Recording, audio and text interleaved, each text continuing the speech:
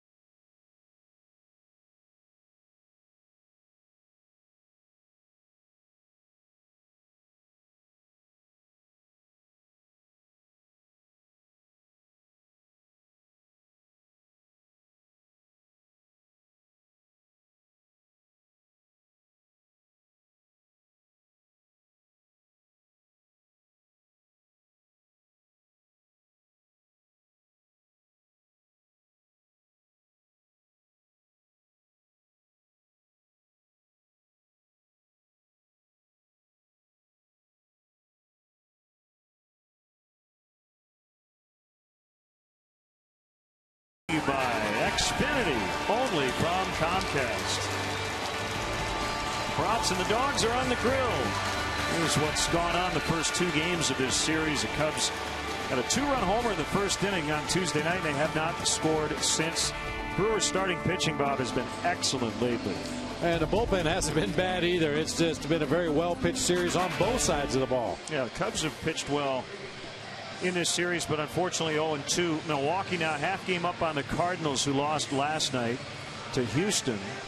They will host the Astros again tonight. The Pirates are in Atlanta. They've dropped their last 2 in a row. Reds trailing. They're trying to avoid a 4-game sweep at home against the New York Mets. Now the Cubs Pepsi lineup, brought to you by Pepsi Max, the official soft drink of Major League Baseball, and your Chicago Cubs. 0 calories, maximum Pepsi taste. Tony Campana gets the start. Kosuke was in the lineup before the trade became official. Castro hits second. Ramirez, Pena, Bird in the middle. With Giovanni Soto hitting 6th. Alfonso Soriano back in there and left. Barney 8th, and Wells the pitcher 9th. Take a look at the Brewers defensively today. Braun, Morgan, and Hart once again across the outfield. McGee and Betancourt on the left side of the infield. With the injury to Ricky Weeks, veteran Craig Counsell takes over at second base. His bat has been invisible lately, but that glove is still there for him. Plays stellar defense. Prince Fielder over at first base. Jonathan Lucroy doing the catching today for right-hander Sean Markham. You know, a lot was made about the signing of Zach Greinke and bringing over an ace to head this pitching staff here in Milwaukee. You could argue that this guy has been the real sleeper of the offseason. He has done an outstanding job for the Brewers. As I mentioned earlier, he's a 6th-inning guy. The numbers really jump up from the 7th inning on. Michigan native Bill Welke gets the plate. Nelson, the crew chief, Carpazza, and Foster on the bases. A speedy Tony Campana leads it off and takes ball 1. 85 degrees, overcast skies, roof partially closed, which they've started to do the last couple of years to try to hold off the shadows in the late afternoon.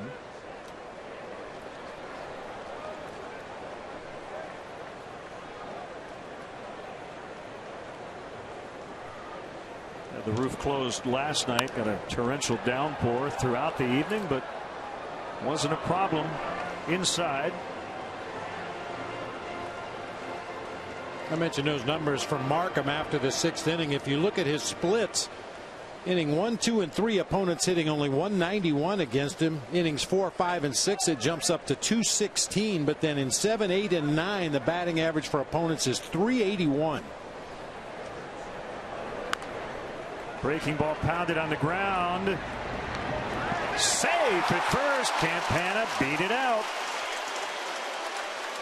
Well, the key for him is to hit the ball slowly and then run fast. Yeah. And that's what he did. Don't hit it directly at a defender. Make them move a couple of steps, because usually that's all he needs to leg out an infield hit. 3-hopper to the first baseman, the shovel on to Markham, and Tony Campana, in the estimation of first base umpire Jeff Nelson, able to leg it out for a leadoff infield single.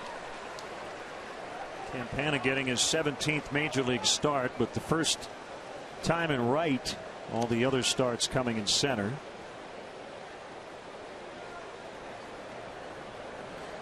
And here's Starlin Castro. Really, Markham's a 5-pitch guy with the fastball, slider, curve, change, and cutter. And you'll only see the fastball about 1 of every 3 pitches. We'll see as many changeups as fastballs in this game. That was a cutter that time from Sean Markham. He will mix that pitch in, but you're going to see a bunch of straight changeups.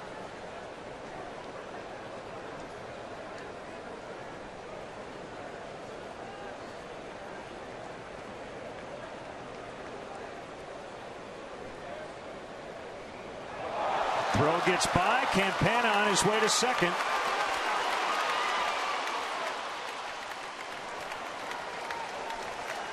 That's an error on Markham.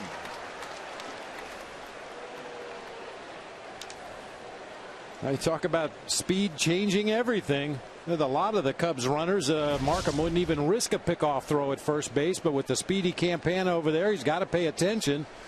And threw that one down the right field line to move Tony Campana into scoring position with nobody out.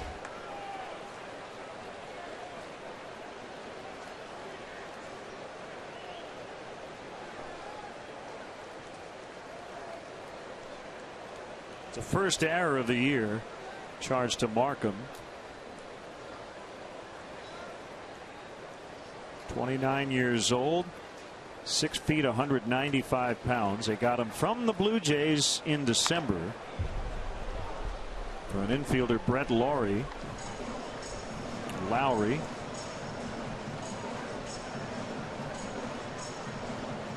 Only 2 current Cubs have previously faced Markham without much success. Marlon Byrd 0 for 4. Carlos Pena 1 for 12.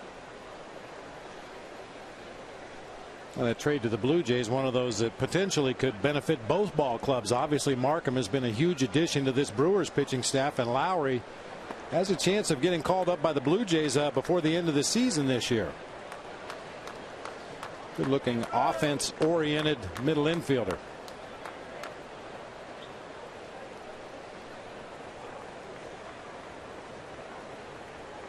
Cubs haven't scored over their last 17 innings after getting 2 in the first inning Tuesday night.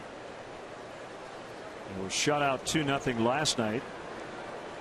Greinke, Saito, Rodriguez, and Axford combined on the 4 hitters. Swing and a miss, strike 3.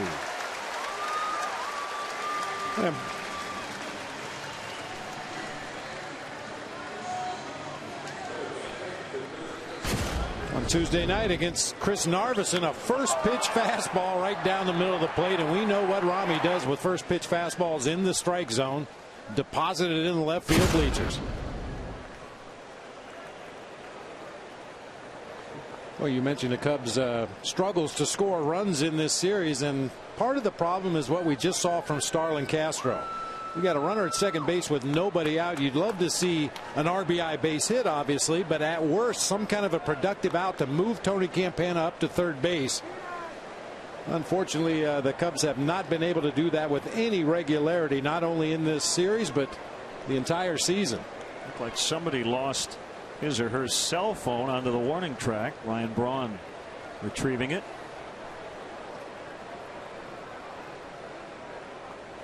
There goes Campana, and he's saved. A little double clutch by the catcher Lucroy, trying to throw around the right-handed batter. Campana leading the Cubs now with 12 steals on the year. And not only that, but Lucroy dropped down to his knees as he received that pitch. By the time he's able to get back up to his feet and throw over Aramis Ramirez, Tony Campana is safely on the bag at third. How about Campana with just 83 at bats this season, and he has sole possession of the team lead with 12 steals. Here comes a 1-0 pitch. It's outside.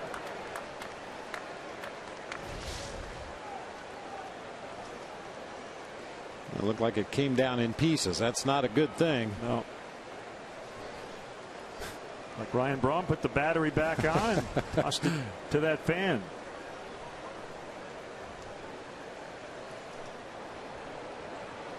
The 2-0 is taken for a strike. 2-1.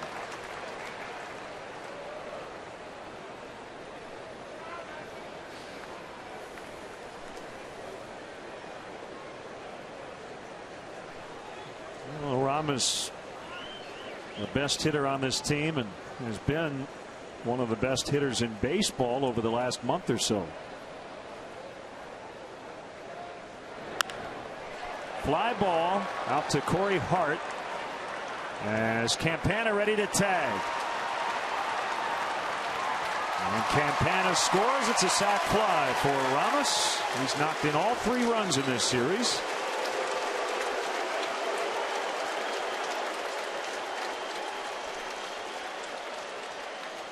Cub fans, make sure you check out our WGN Baseball blog.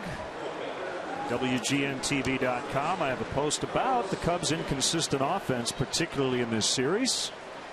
Game notes from stats. We have a link to the JDRF Ron Santo Day coming up August 10th at Wrigley Field. And much more at WGNTV.com.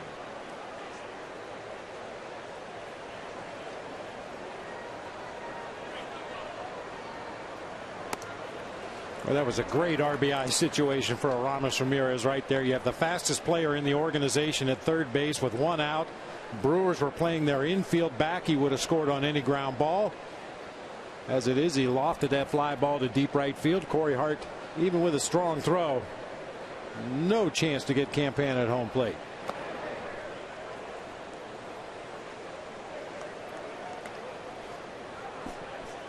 Well, we wish Kosuke Fukudome the best as he now joins his second major league team, the Cleveland Indians. And it's really a package deal. It affects more than just Kosuke Fukudome. Interpreter Hiro Aoyama and trainer Yoshi Nakazawa also will head with Kosuke to Cleveland. And you see the Cubs getting 2 minor league prospects in return. Tyler Colvin is top step of the dugout and available off the bench as he replaces Kosuke on the active roster. 513 games for Fukudome as a Cub, 37 homers. He had 262 and was an all-star his first year. In fact, he started 2008. There's Tyler Colvin in between Darwin Barney and pitching coach Mark Riggins.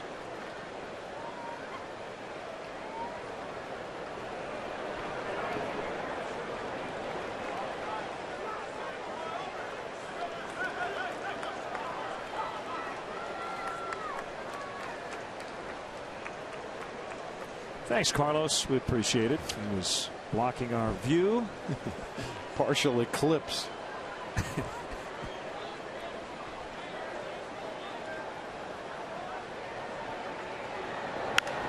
Bounced up the middle. Perfectly located there for Pena. against the shift.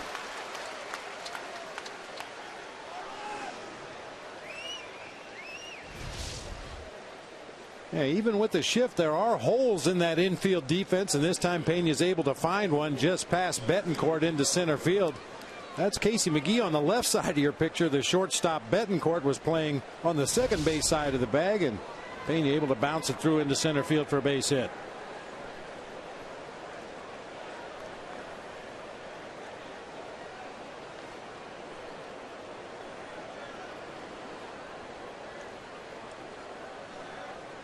Now Marlon Byrd. Swing and a miss.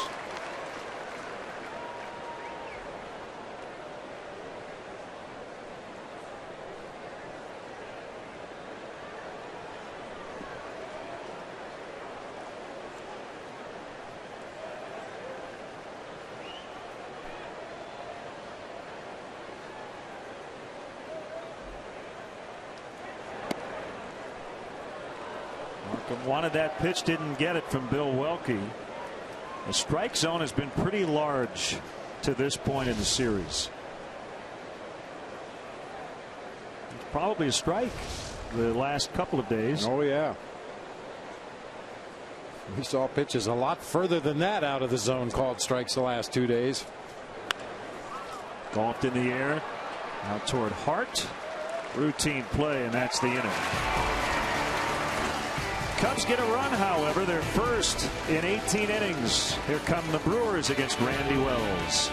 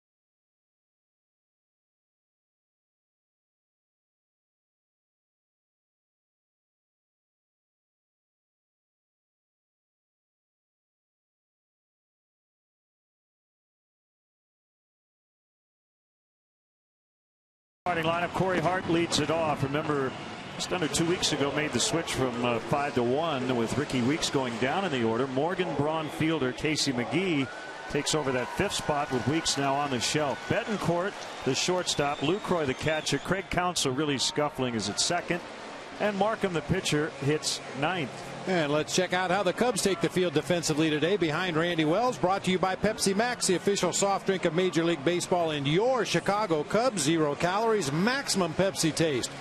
Soriano in left, Bird in center. Tony Campana with his first career start in right field may need a little help.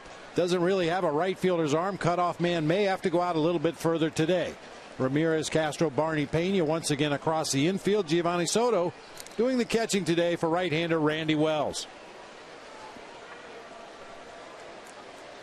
His numbers on the season. We mentioned his last time out against Houston went 6 strong innings, gave up only 5 hits and 1 run. He did get away with some mistakes in that ball game, but he was due for some breaks. Hart has hit first, second, third, fifth, sixth in the Brewers lineup this year, and right now entrenched in that leadoff spot. And a 1-1 offering just missed the inside corner. Well, Ron Renicky As every big league manager has to do from time to time, you just adjust when you lose one of your top position players, a guy you just pencil in every day at second. As Campana will make the grab for the out. They have recalled infielder Eric Ferris from AAA Nashville. And he's on the bench today with the veteran Counsell getting the start at second. And if Ferris does get into the game, it'll be his big league debut. Now Ferris, according to all reports, a glove first defender at second base. Anything you get offensively out of him will be a bonus.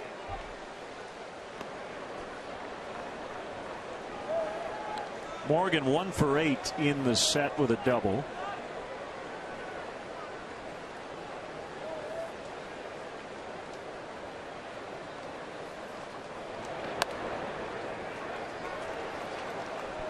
Morgan's 4 for 7 against Wells.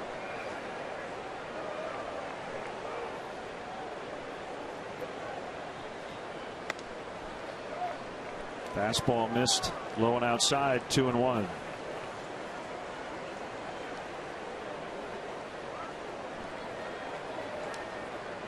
The season series has kind of played out like the Brewers season has. That's floated into shallow left, perfectly placed for Morgan, and a base hit. Cubs have gone 1-4 here at Miller Park, where the Brewers dominate, and they've gone 3-1 against Milwaukee at Wrigley Field. The Brewers have really struggled on the road.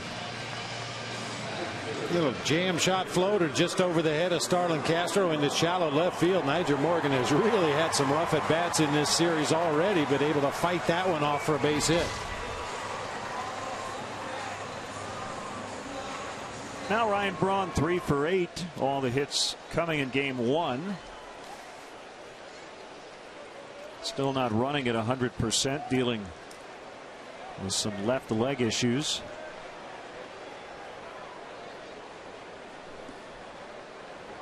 And a base stealer's lead for Morgan. He doesn't run as Braun swings and misses. Morgan 6 out of 9 this season in stolen bases.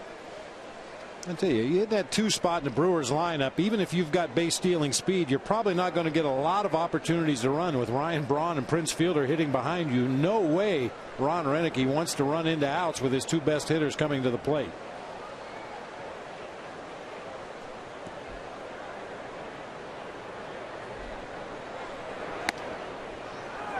That's a strike.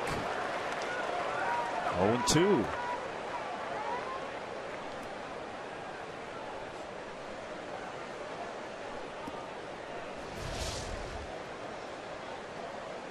A 2-seamer down and in. Nice receiving job that time by Giovanni Soto to make it look better than it really was, and got the call from home plate umpire Bill Welke.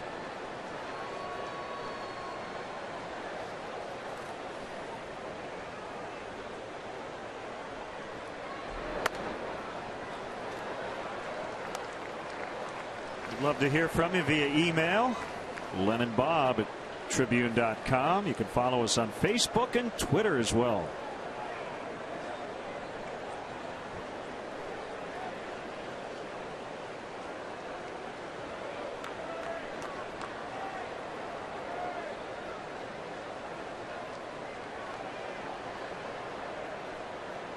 Morgan leaning just a little bit.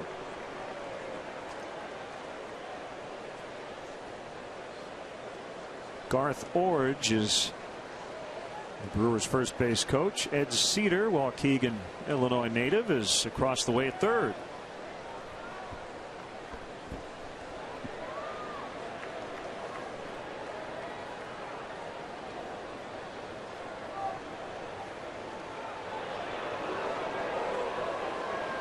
And given the fact Randy Wells is ahead in the count 1-2, and Cubs at least thinking Nyjer Morgan may run, this would be a good opportunity to possibly pitch out if you think he's going. It would just run the count to even should Morgan drop anchor over there at first base. Still have a couple pitches to play with in the at bat.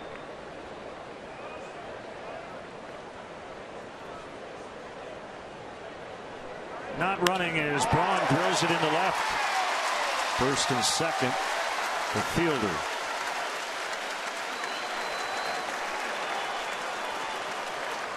That man can hit, can he? Ryan Braun.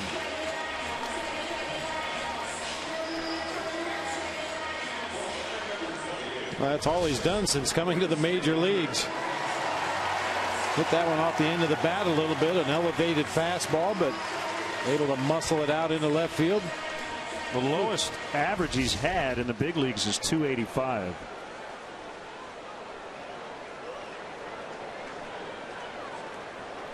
Every other year he's hit over 300. And right now at 325.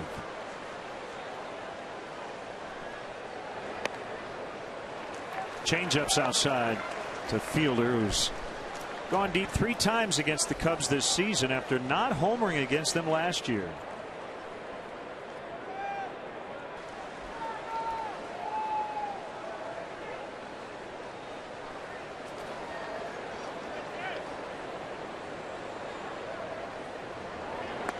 And the home run last night off Carlos Zambrano was his first since July 5th. Although, of course, we're not counting the game-winning home run in the All-Star game.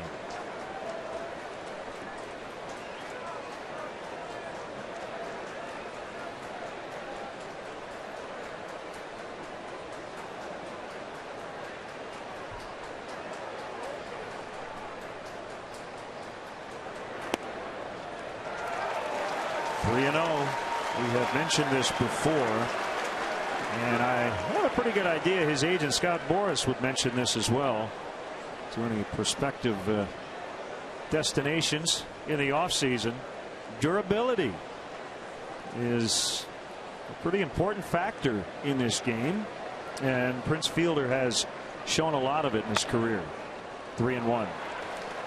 He's played in at least 157 games every year since 2006 and has started every single game this year.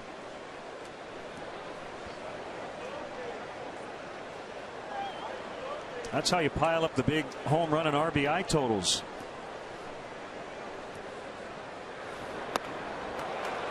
And he couldn't hold up. 3-2.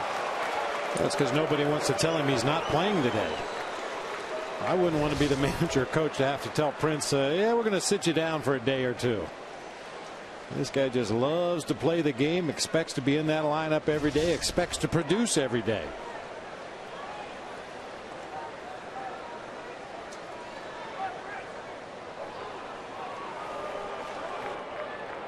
I think, Bob, this is an important inning for Randy Wells to get out of unscathed. Remember, Tuesday night, the Cubs got 2 in the first, but then quickly gave it back with 3 in the bottom of the first, and that was it.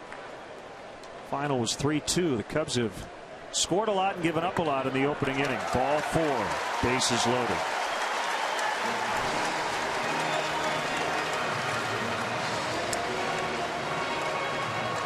Wish there was some sort of explanation for the Cubs' struggles in the first inning. No team has allowed more runs in the first than the Cubs. 83 already this season. You know, in the past, it's maybe been 1 or 2 pitchers who have historically struggled in that first inning, and the rest of the guys seem to do okay. But this year, it's affected the entire pitching staff. Everybody has struggled in that first inning at some point. Casey McGee, the former Cubs, had a good series. 3 hits, played good defense. Morgan ready to tag. Bird getting behind the ball.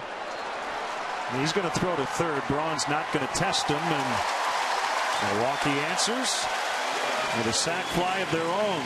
Casey McGee knocking in Morgan. 1-1.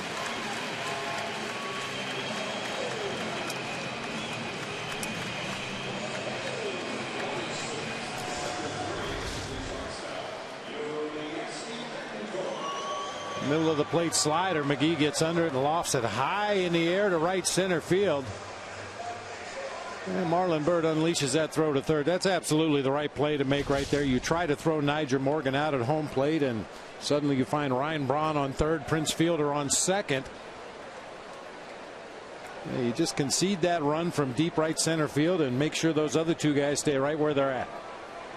I like your line that you often use and quote. A man's got to know his limitations. Absolutely. That can get you in trouble if an outfielder thinks he can throw everybody out at the plate. Well, what it does is pave the way for a big inning. You know, you allow guys to move up 90 feet. In this case, 2 guys to move up 90 feet if you overthrow the cutoff man to home plate. Deep in the gap in left center and all kinds of trouble. Braun will trot home. Fielder's going to be sent by Ed Cedar. Going to have a play on him. Here's the throw. He is out at the plate. They do get the lead. Well, we've talked about the Brewers are very aggressive on the base paths. Looked like Fielder got tagged right in the face. It's 2-1 after 1.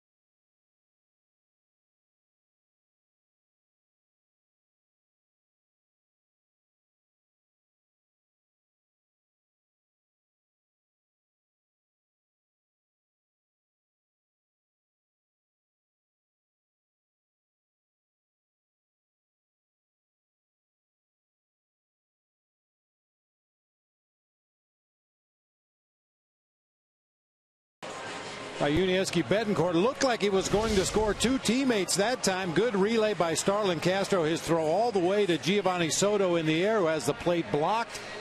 Puts a high tag on Prince Fielder for the 3rd out of the inning at the plate. As it is, however, the Brewers take a 2-1 lead. And Marlon Byrd got rid of it quickly to Starlin Castro. His throw right on the money. Gunning down Big Prince at home plate. An RBI single, or did they give him a double? They did. 2-base hit for Betancourt, plating Braun, and it went 8-6-2 to get Fielder. That's dunked out into right for Soto.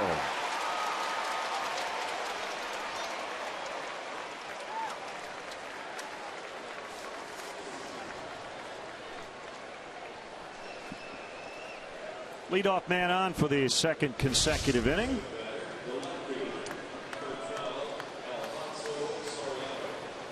Nice quick swing that time by Gio. Very little lower body used at all. Just kind of threw his hands at the ball, drove it down into that right field corner.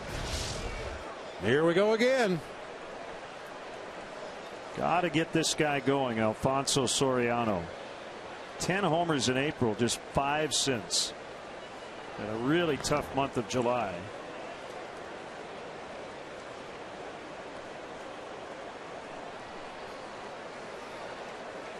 "12 hits and 70 at bats. That's a 171 average.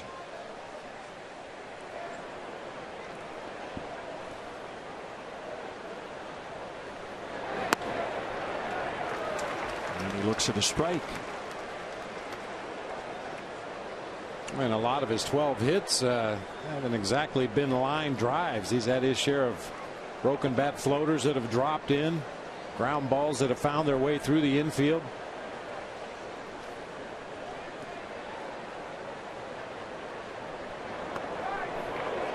Slow curve in for a strike. Saw a few of those from Zach Greinke last night.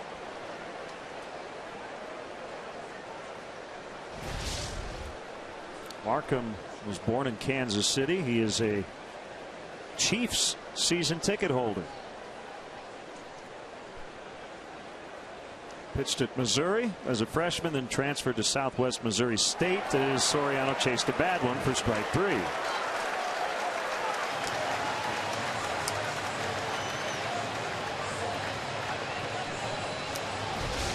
It's getting tough to watch on a daily basis. Soriano just continues to be mired in a horrible slump, and once again very predictable. Chases high fastballs, chases breaking balls in the dirt as he did right there.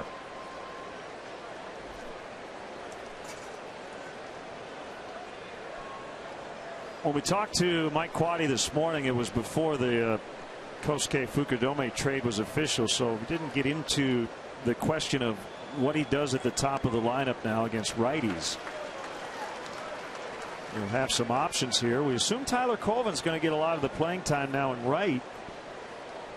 Darwin Barney recently moved down to the 8th spot. Does this mean he goes up into the top 2 spots? Would you consider leading off with Starlin Castro, who's been in the 2 spot? You move him down to 3. Lots of questions that he'll have to sort out over the next few days. And no easy answers at this point, but certainly what we saw in that first inning from Tony Campana makes you think that a struggling offense could use that injection of speed at the top. We saw what speed can do here today. The errant pickoff throw moved him into scoring position. He stole third, scored on a sac fly. Cubs haven't manufactured runs like that very often this year, and usually when they do, it's when Tony Campana is in the lineup.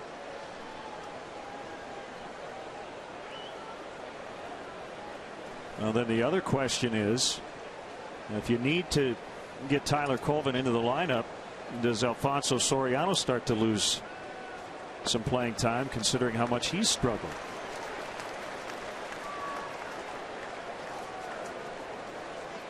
We will see. Yep. I mean, it's not out of the question to sit Fonzie for a little while and get some extra work in the cage with Rudy Jaramillo, try to straighten out some issues that he's had pretty much all season long after that first month. But we'll see. Fly ball to center. Morgan can't make the catch. It's off his glove. And Barney will pull in at second base. Morgan kind of froze. He didn't think that ball was going to carry as well as it did.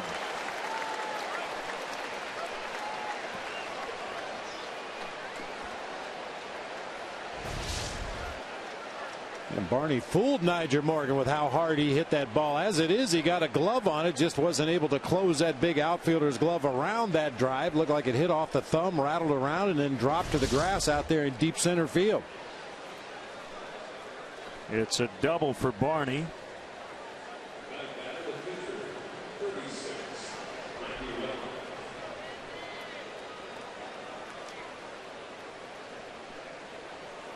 By the way, we should add, you know, if you put Campana and Colvin in the same lineup, you probably put Tyler in right and Campana in left. Yeah. Colvin with a stronger arm.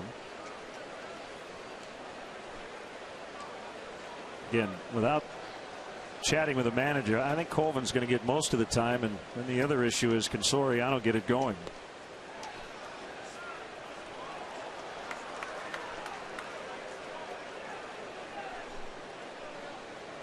And the biggest issue is for Campana, not once he gets on base, it's getting there in the first place.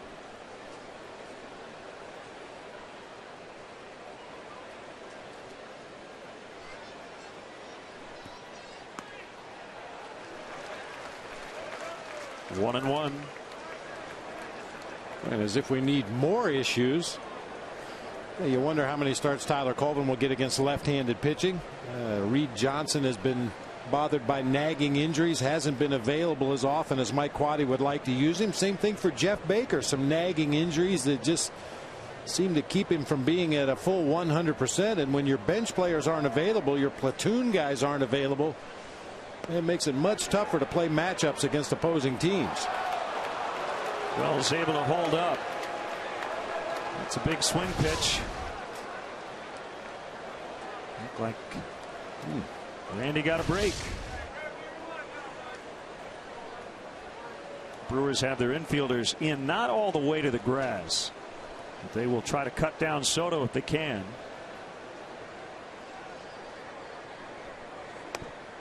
Three and one.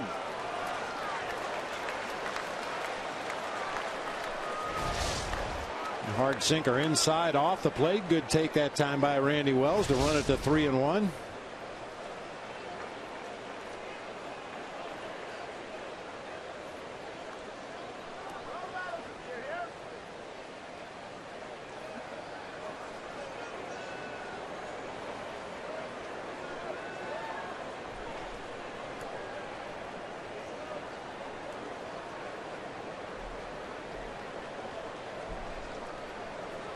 Markham will talk it over with Lucroy.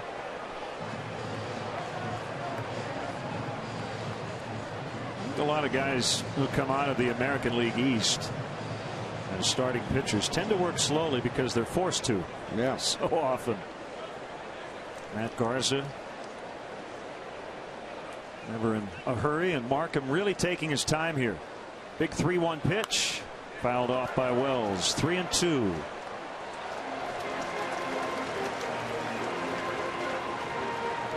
Nice grab by the Cub fan.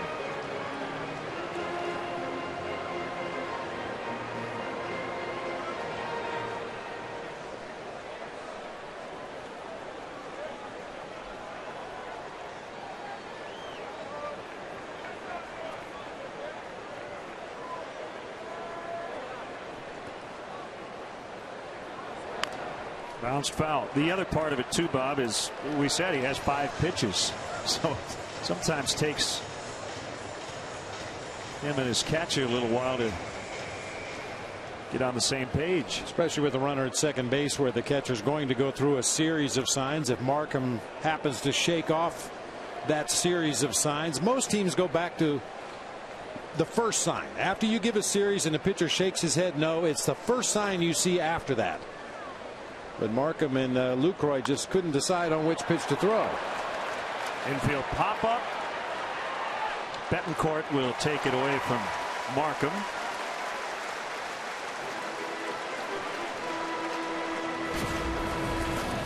Tony Campana getting on. Yep, got it started with a little infield grounder to Prince Fielder. He beat the pitcher over to the bag, and then the errant pickoff throw moves him to second base, where he got himself a nice walking lead and was able to steal third and ultimately score on that pop-up. Safe at home, safe and secure, New York Life.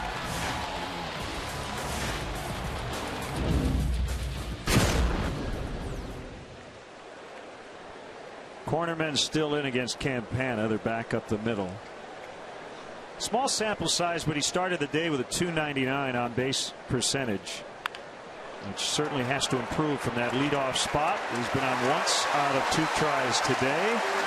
And Markham gets out of it. Still 2-1 Milwaukee.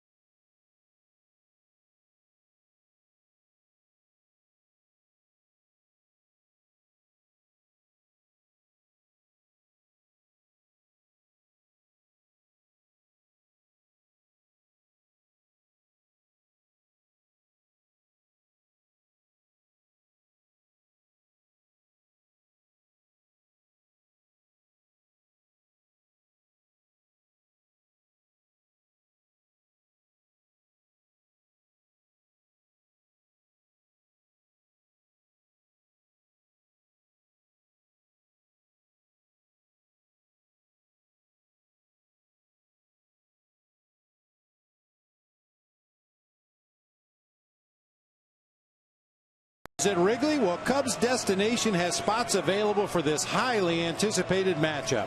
All standard packages include great tickets, first-class hotel accommodations, a special Cubs gift bag, a tour of the ballpark, and a private meet and greet with a current Cubs player.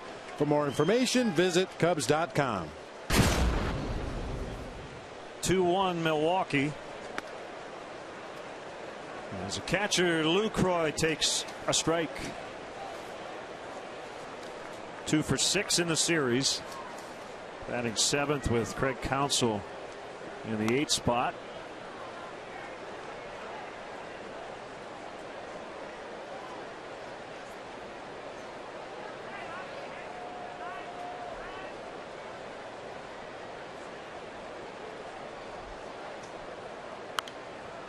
It's hit foul out of play. Well, it's done. The Giants get Carlos Beltran, who had to approve of the deal from the Mets. Pitching prospect Zach Wheeler goes the other way in that deal. He's currently at High A San Jose. Golfed out into left center. Marlon Byrd tracking and catching.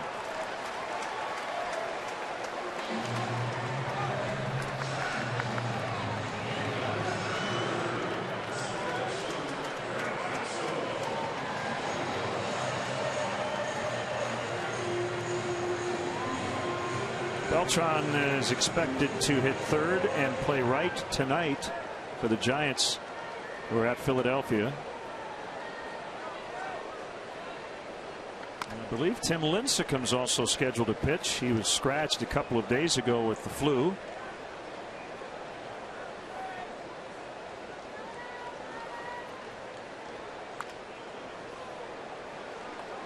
Been a rough go here for Craig Counsell. He's 0 for his last 38. That has tied a Brewers record for most consecutive at-bats by a position player without a hit. Greg Vaughn went 0 for 38 in 1990. And this is for a guy who doesn't play every day.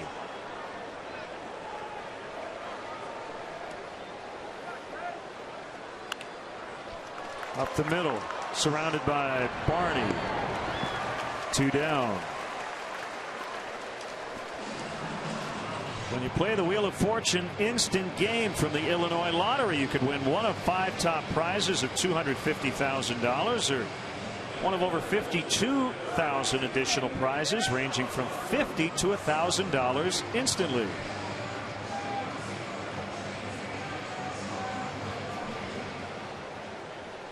Either a ZZ Top or Brewer fan or both, or a member of that band.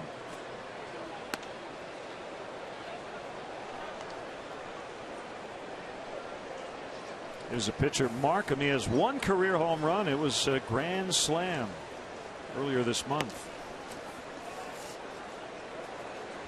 Daniel Hudson. How about that? Sean Markham has as many career grand slams as Derek Jeter. 1. And he has a base hit.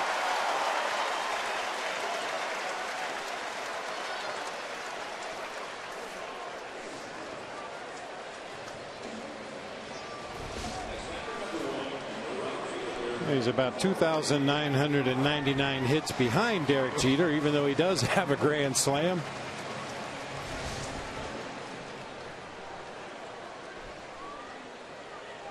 Only other grand slam by Brewer pitcher actually was by a Pilot pitcher. First year of the franchise was in Seattle, 1969. Fred Talbot had a grand slam against the California Angels.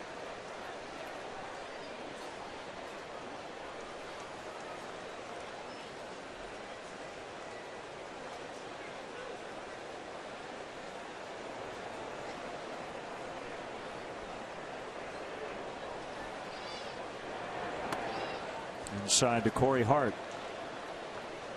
Well, the Pilots were only around for 1 year, so a pretty tiny footnote in the history of baseball, but made famous or infamous by Jim Bouton in the book Ball 4.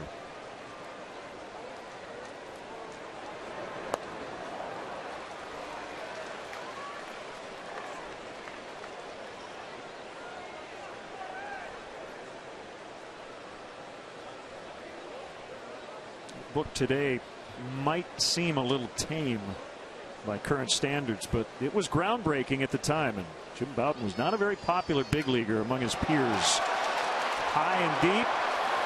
Bird at the barrier makes the catch. He in deep left center. 2 out hit by Markham, no runs. 2-1 Milwaukee at the end of 2.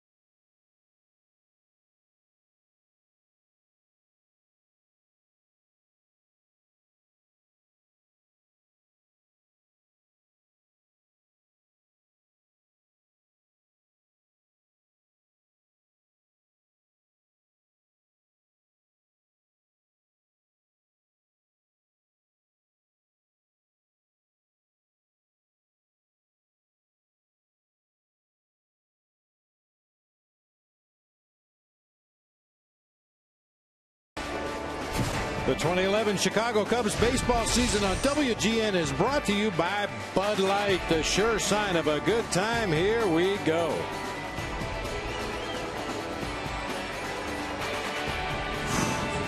Oh, man. That's after you eat all that stuff. Yeah, getting heartburn just watching him make that. Castro, Ramirez, and Pena against Markham.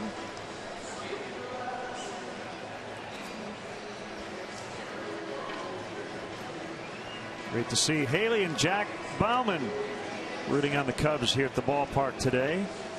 Making the trip up from Chicago. Actually at the Apache Day Camp in Lake Zurich. A little road trip.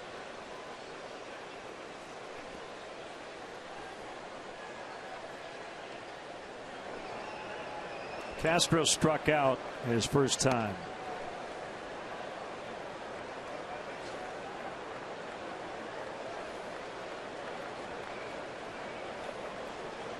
Now she is a Cub fan. How'd you know? Very subtle.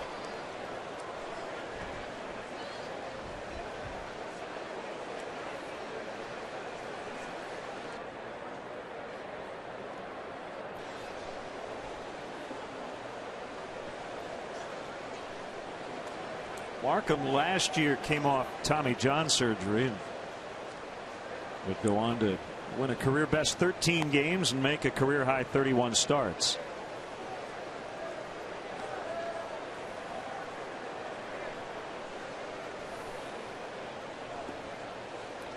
That was with the Blue Jays.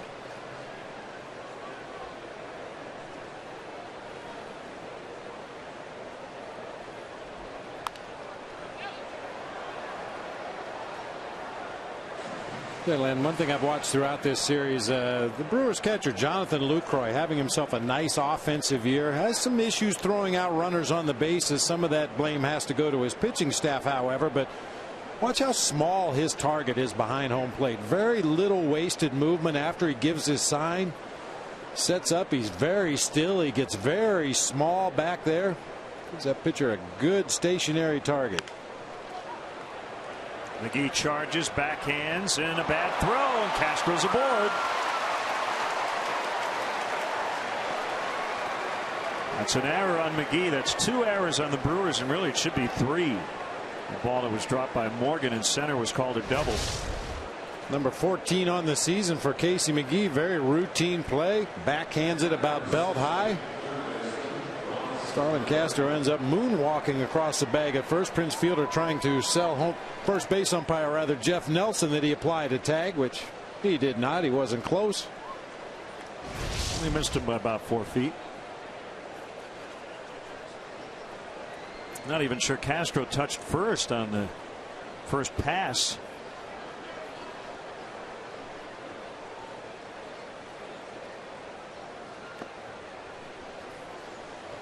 Starlin with a little move to the inside to avoid the tag, and boy, unless he drug that left foot across the top of the bag ever so slightly, it looked like he missed the base.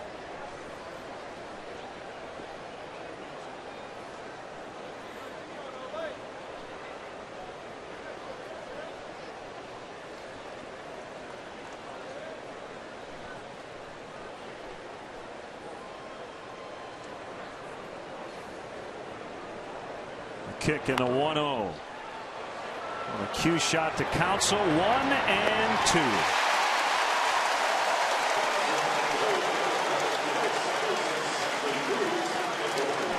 Betancourt got rid of it quickly.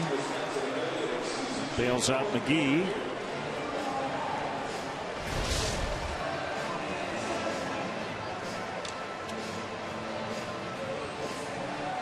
Easy double play for the Brewers that time. Starlin Castro, being a shortstop himself, should understand where Betancourt was going to be after he made contact with the bag at second. Coming from that shortstop position, you're always going to end up on the second base side of the bag to try to complete that pivot to first base. You saw Starlin slide straight into the base. That gave Betancourt a clear throwing lane to first base to complete the double play. Slide to where the player is going to be, not where he is right now.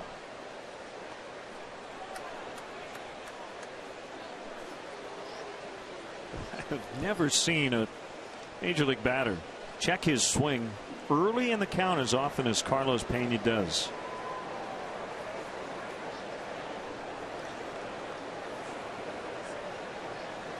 Well, I always felt Miller Park, even with the roof open, was one of the darker stadiums in baseball, especially the night games with the lid closed. It seems to me really dark in this facility, but Carlos Pena and many other players choosing to wear the shades here today, even though there is no sunshine at this point.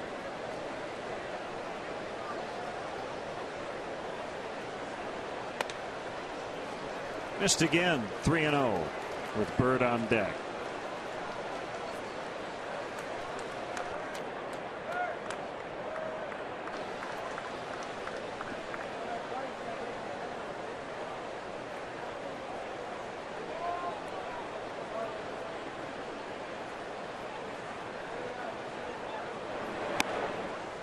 That's a strike.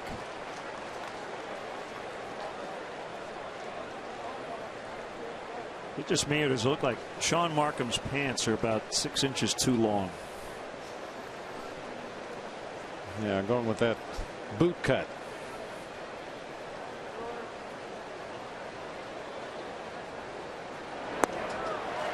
One of these days they might just come out with a onesie. Cover your whole foot. Just have little holes at the bottom for the spikes. And then you have the opposite effect for a guy like Nigel Morgan or Hunter Pence. They wear their pants short. Ball 4.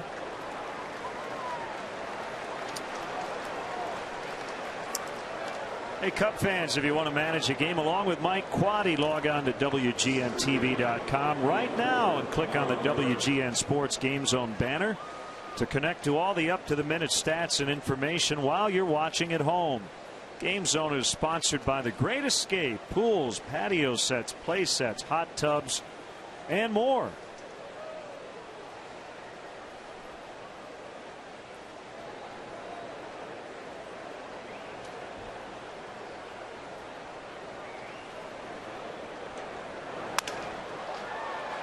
Shallow center, and it drops in front of Morgan.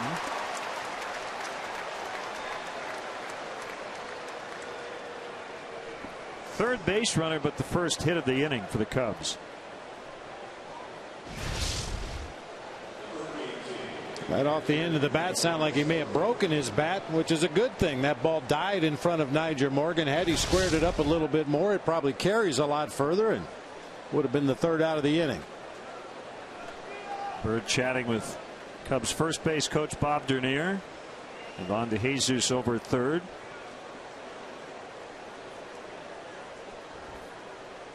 Cubs out hitting Milwaukee 5-4.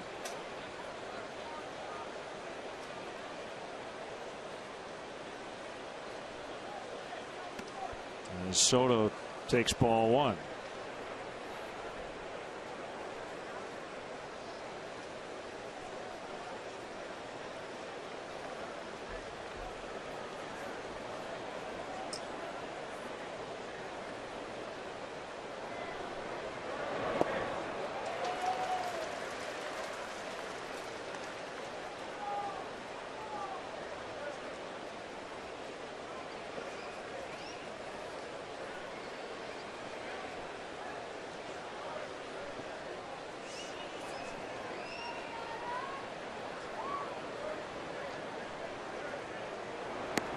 One and two.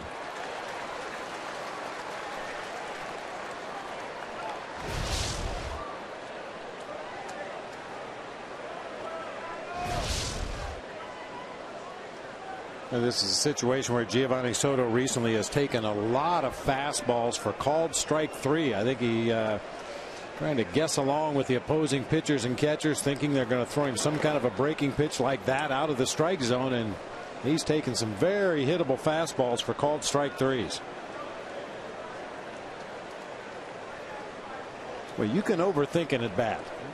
And it happens probably to catchers more often than anybody else, because your responsibility is to get your pitcher through these situations. And when you're the guy standing at the plate with the bat in your hands, it's hard not to think along with the other team's catcher and try to ask yourself, what would I call for against myself in this situation? And I think Gio, at least in a few instances, has been overthinking these at bats when he gets to two strikes. So what you're saying is you really need to think as a hitter when you're batting and as a catcher when you're catching, and try not to mix the two. Yeah. Which I'm sure is not easy.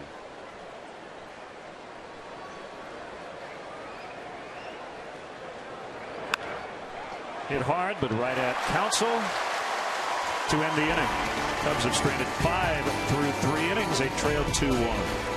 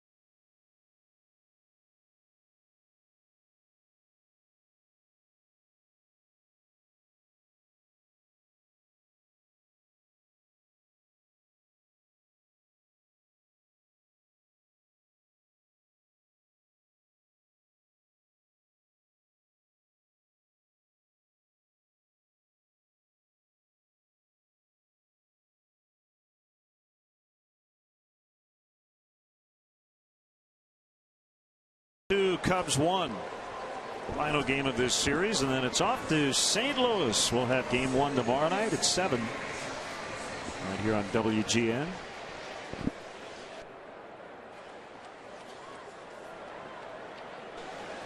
Have a brief leadoff man.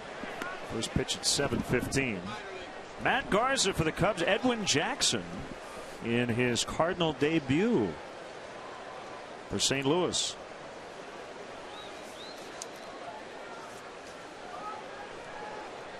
The 0-1 to Morgan is hit foul out of play.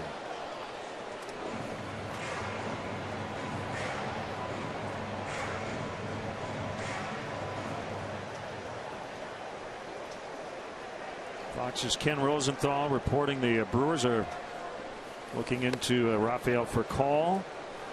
Jamie Carroll's name has been mentioned. He also adds that the Dodgers would rather trade one of those guys, not both.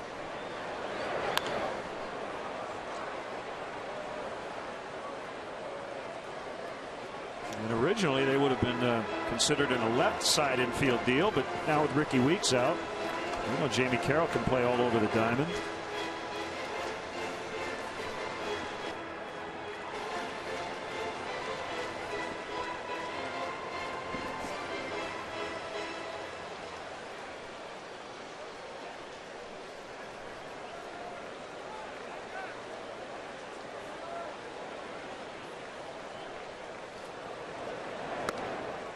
That's high on a fastball, 2-2.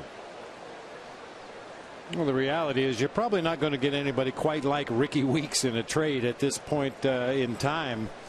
You know, Weeks a guy with great power, great speed. He's improved his defense considerably at second base. Campana right at the edge of the warning track.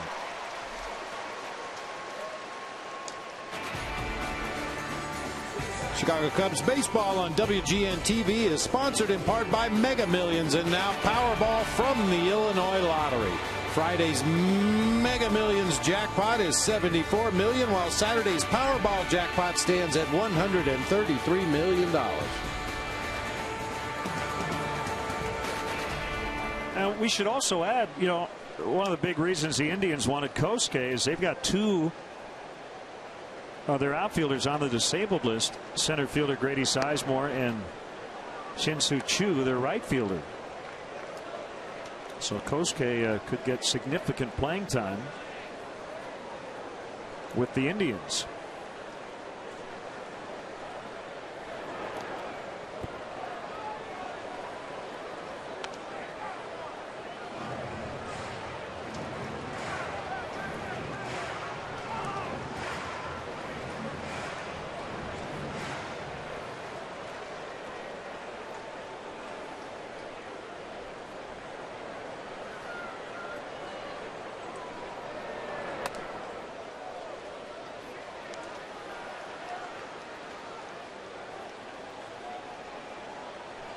I think the tricky part with Kosuke is that defensively right field's his best spot, but that is traditionally a power position offensively, and he's not a guy who's going to hit for a ton of power. He will get on base, takes a lot of walks.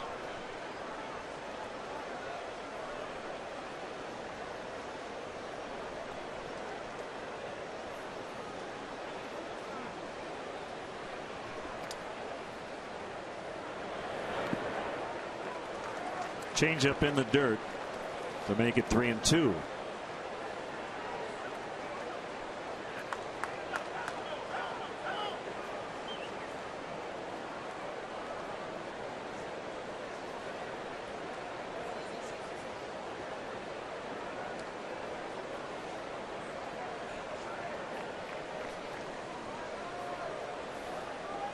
Here's a pitch.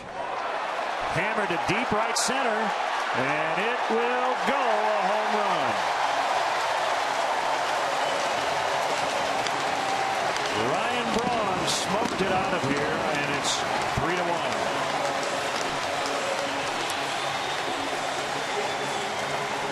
.149th of his career.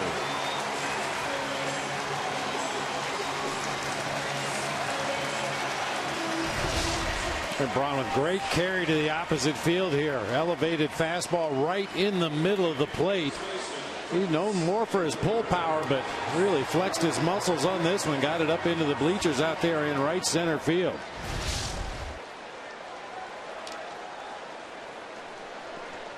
Now we know this guy's got some opposite field power. He showed that against Carlos Zambrano in the game last night. Took a shoulder high fastball off the outside corner and tomahawked it to left field.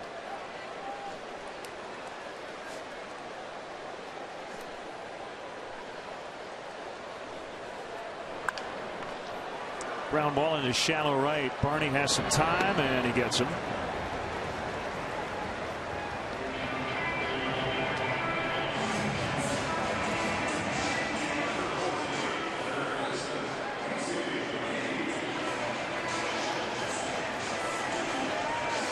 As we do get down the stretch here, the last couple of months of the season, and again looking at Tyler Colvin probably getting a lot of playing time, how important do you think it is for him and the organization that he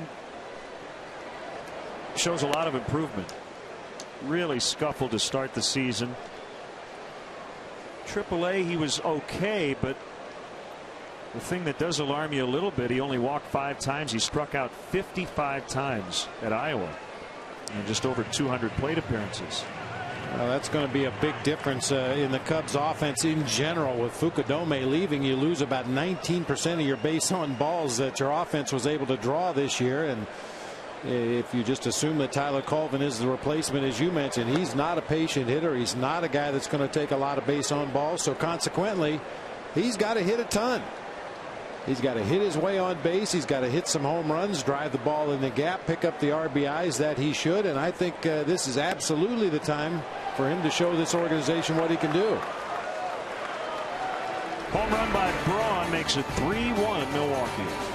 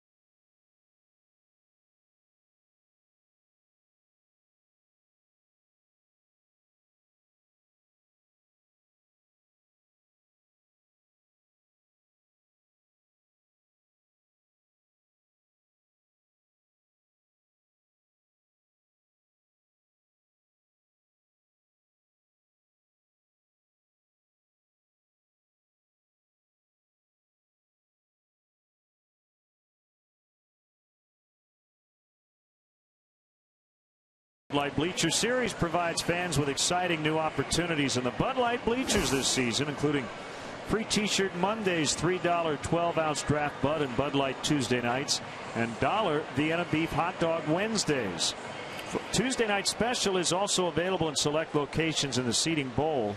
For more information and to purchase tickets, visit Cubs.com.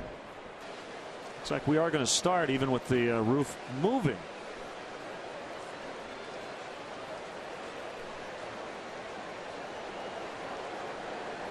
Pitch to Soriano, swing and a miss on a curve at 67.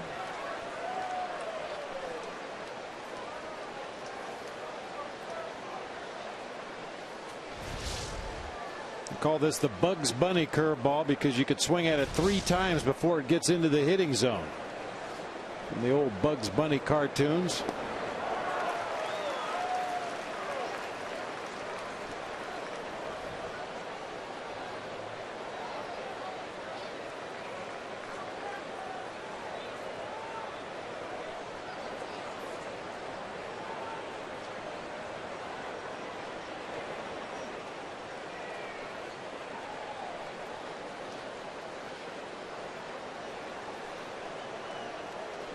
got to tell you, Len, the first time I was here at Miller Park in the stadium as they closed the roof, the ballpark was empty. It was very early in the afternoon. There was some rain predicted. So after taking some early BP, they started to close the roof, and you could hear metal grinding on metal. I think they've corrected that particular issue. Either that or we just can't hear it because of the crowd noise. Yeah, if the hair on the back of your neck stands up when you hear fingernails on a chalkboard, yeah, you can imagine what that sounded like.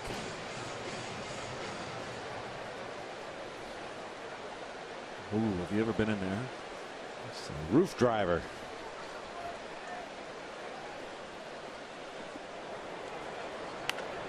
Ground ball to McGee. Looks it in.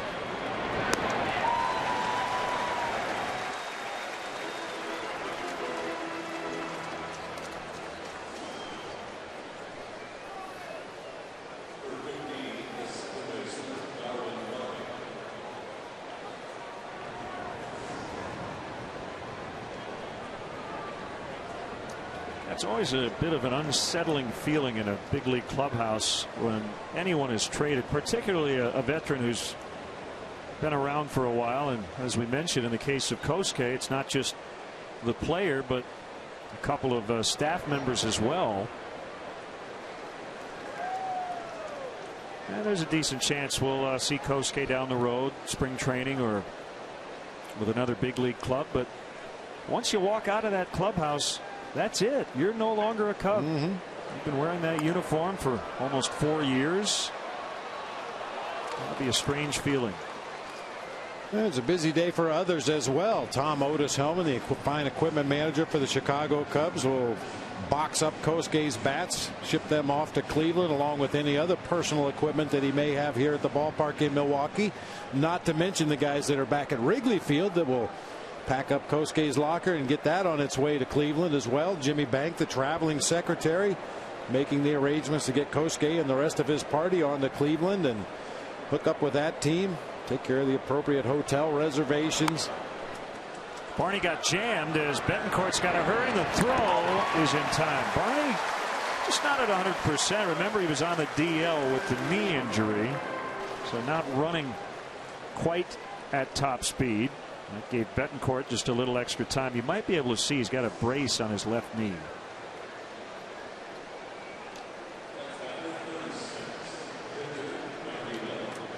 And without the knee issue, he might have beaten out that double play ball that was the key play on Monday.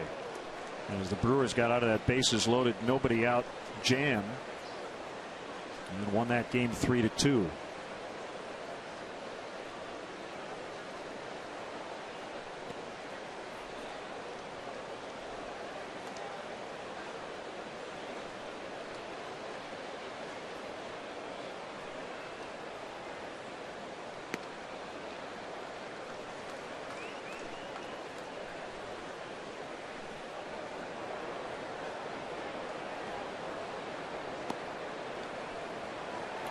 One and two. You see a lot of slop here from Sean Markham, don't you? He throws everything. Constantly adjusting his grip as he gets ready to make his pitch. Adding and subtracting on everything he throws.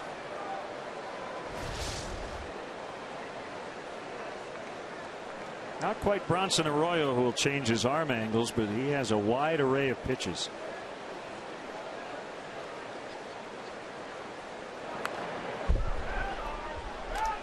Well, I hope you're not claustrophobic. We're about to be closed in here, hermetically sealed.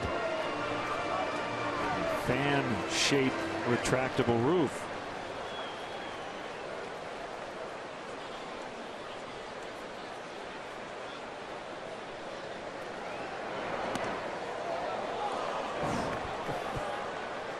How do you hit that pitch? 64 miles an hour. Got him that time. Cubs go down in order for the first time here today. They trail 3-1.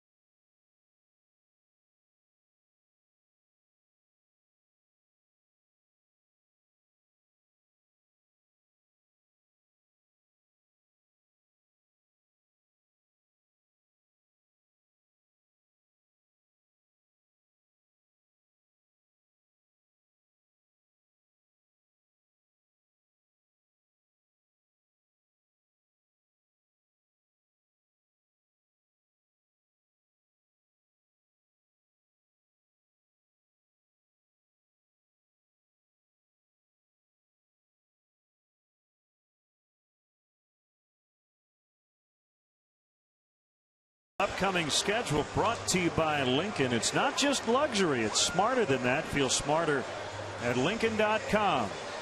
A weekend in St. Louis. Game 1 here on WGN. Cubs and Pirates next week, Monday through Thursday, and then the Reds come to Wrigley Field.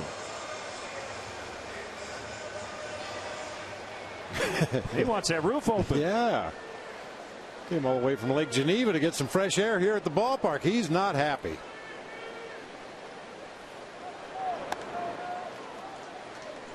Betancourt showing bunt and taking ball 1. It's been in a hot stretch. He did see an 8-game hitting streak go by the board yesterday, but did hit a sac fly, and he has an RBI double in this one. We got to check on a couple of long hitting streaks. As Emilio Bonifacio has a 25-gamer going into action, and he is 1 for 3 for the Marlins today in Washington. So Bonifacio has hit in 26 in a row. Bonifacio, another guy whose name has come up in potential trades. I don't know if they'd be willing to part with him right now, the way he's swinging the bat. Buy low, sell high, right? Yeah. As they say. Dustin Pedroia with a 24-gamer, and he's 0 for 2 with a walk as the Red Sox trail the Royals 4-2 in the 7th at Fenway. Florida, by the way, leading Washington 4-2 in the top of the 8th.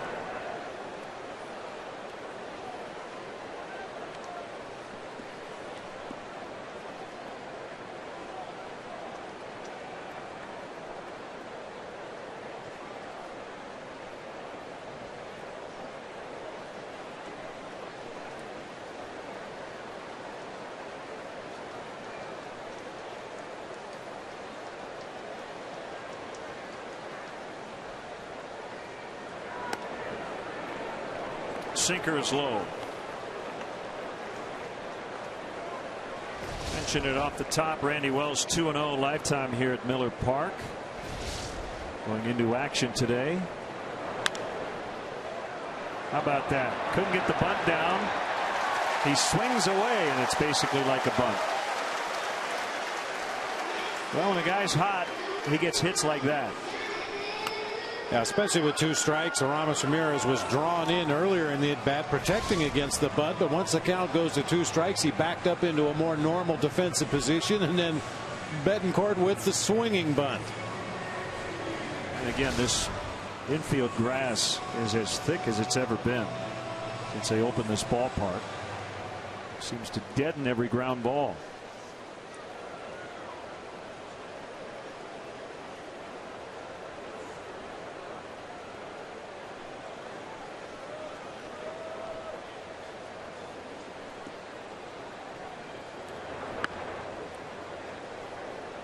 Have we talked about this before? My theory that there's more dirt on this field than any playing surface in Major League Baseball.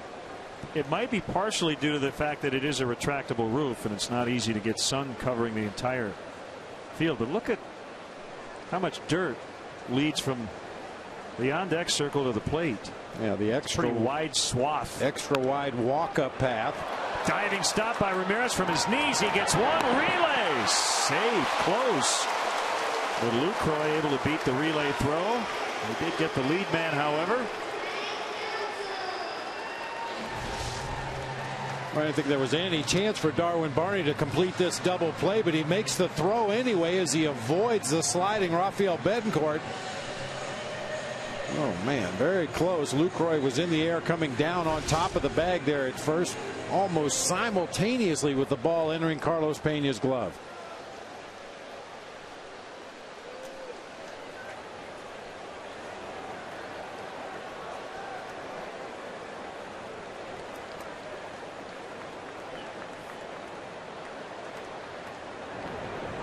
Bounced pickoff attempt.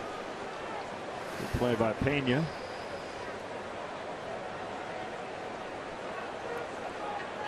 It's weird for Craig Counsell. His last hit came on June 10th. That day he went 3 for 3 against the Cardinals. The day before he was 1 for 1. So after a 4 for 4 2-day performance, He has gone 0 for his last 39. Campana coming in. Make it 0 for 40. 2 down in the inning. Let's step aside and see what's coming up on WGN.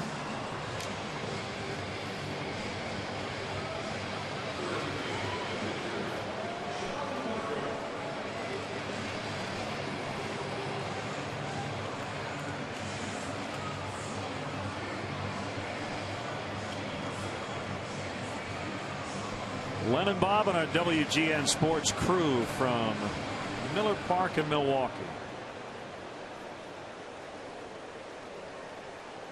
The Brewers are back in first place after the Pirates have dropped 2 straight. The Cardinals lost last night. Castro will throw to first. Markham's out, and the Brewers done in the 4th. After 4, it's the Brewers 3 and the Cubs 1.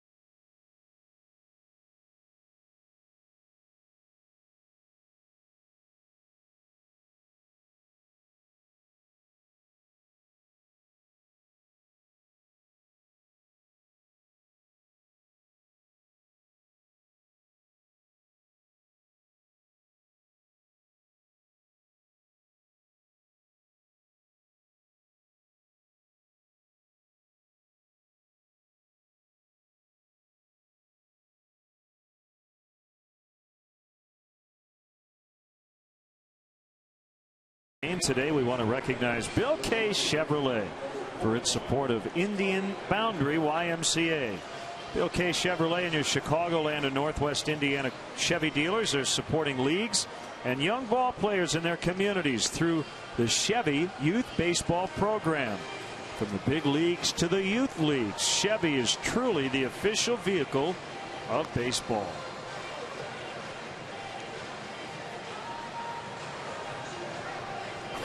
The future Chicago Cub right there.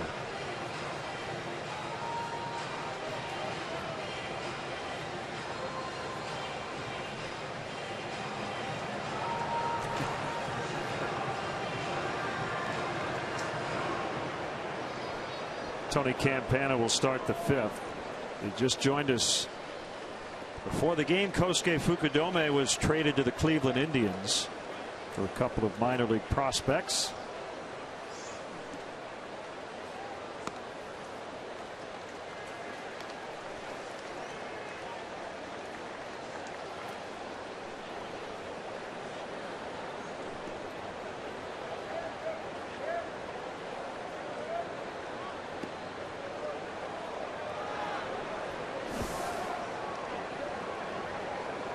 Tyler Colvin brought up from Iowa. He hit for power, didn't get on base a whole lot.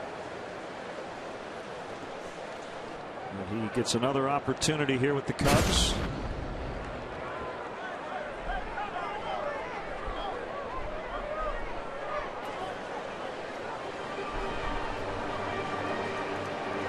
Well, the reality for Tyler Colvin is you can't really do anything about the numbers that you've already put on the board this season, but it is a fresh start. You can't change those numbers, but certainly from this point forward you can do your best to improve those numbers, and hopefully Tyler will be able to do that. Nice play by Markham as he snagged that hard hit ground ball.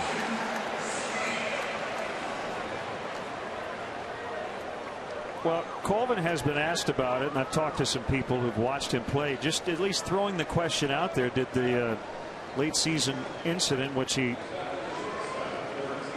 was hit by that broken bat that ended his season, I mean, that could have been a life-threatening situation, and a punctured lung, if that in any way has had an effect on his 2011 season. And the answer we keep getting is no.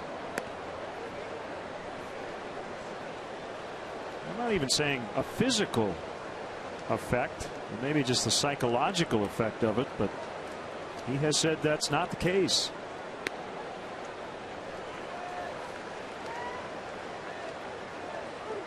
And how are we doing on the study of the broken bats? You know, that was the big topic, a hot topic for a few days after that particular incident. But, you know, much like the Buster Posey play earlier this season, I believe because it was Tyler Colvin and not Albert Pujols or Ryan Braun, it just kind of went away. It's caught by Counsell. I tend to agree with you. I think there would have been a much bigger uproar if an all-star player had been involved. And it was a big story as it was, but Colvin able to dodge a bullet, and you hope it doesn't happen again. But if it does, the next player or fan is as fortunate.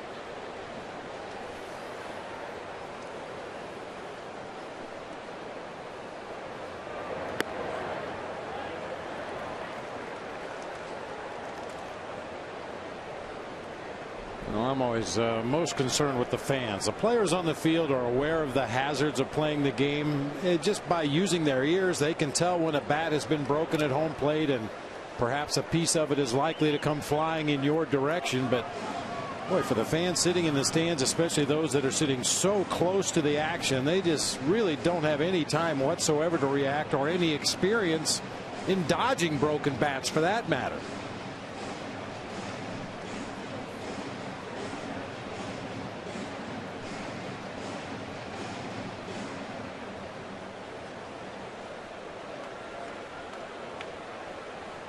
The Brewers just announced they have acquired infielder Felipe Lopez from Tampa Bay. He was playing at AAA.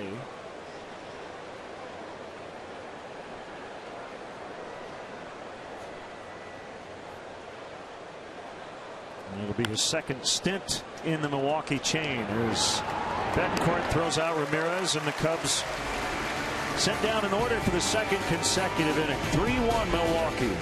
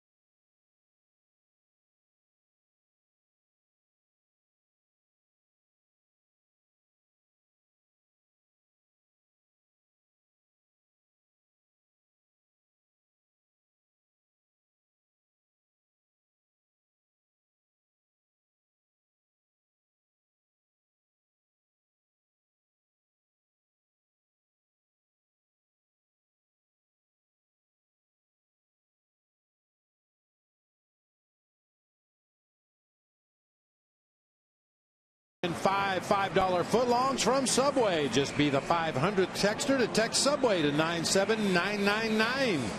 Go to WGNTV.com for complete information and rules.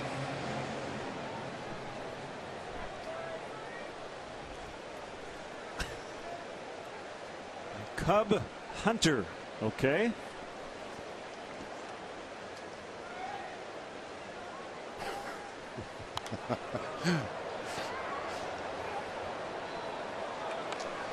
One strike on the leadoff man. Corey Hardy is flat out twice. Roof and panels now both closed.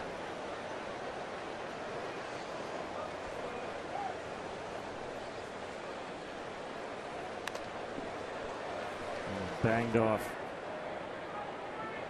I think, Giovanni Soto.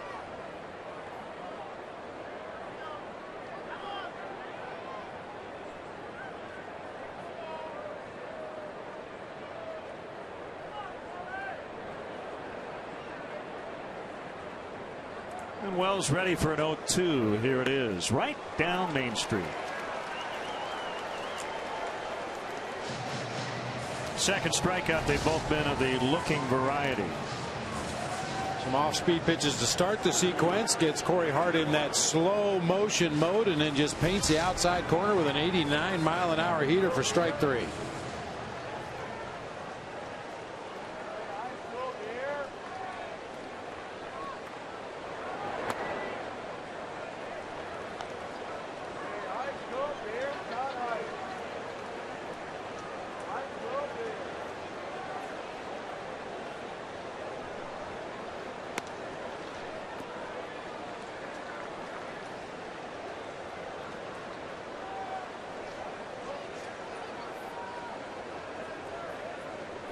One to Morgan.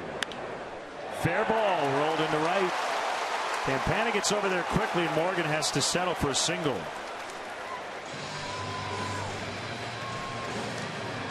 The one and only Sir Paul McCartney is coming to Wrigley Field this Sunday, July 31st, and Monday, August 1st. Treat your best customers and guests to the ultimate VIP experience in a private suite at the friendly confines for these historic shows.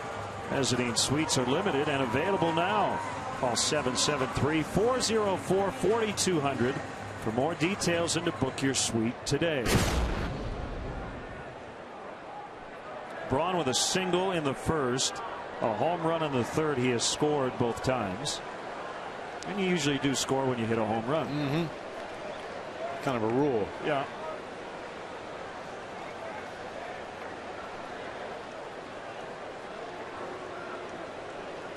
Would that be a rule or a benefit?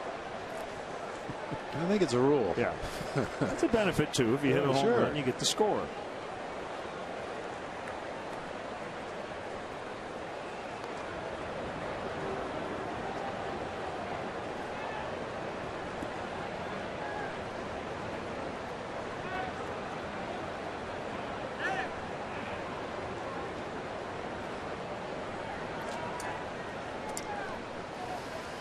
Told you about all the dirt. Yeah, dirt everywhere, including Nyjer Morgan's right eye. Oh.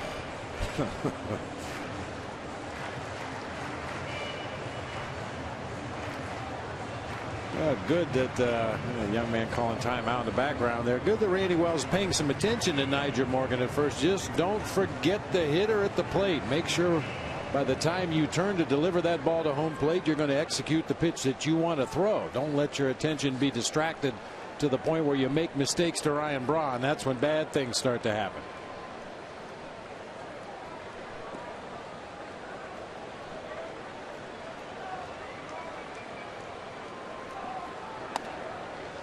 Called strike.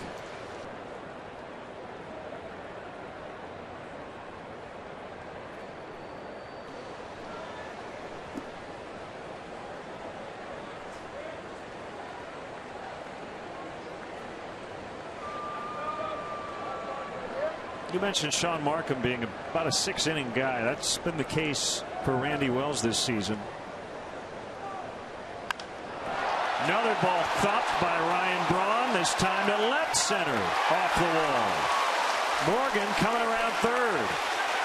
Castro's relay late, 4-1. Braun just missed his second homer today. He does knock in Morgan with a double, and he's a triple away from the cycle.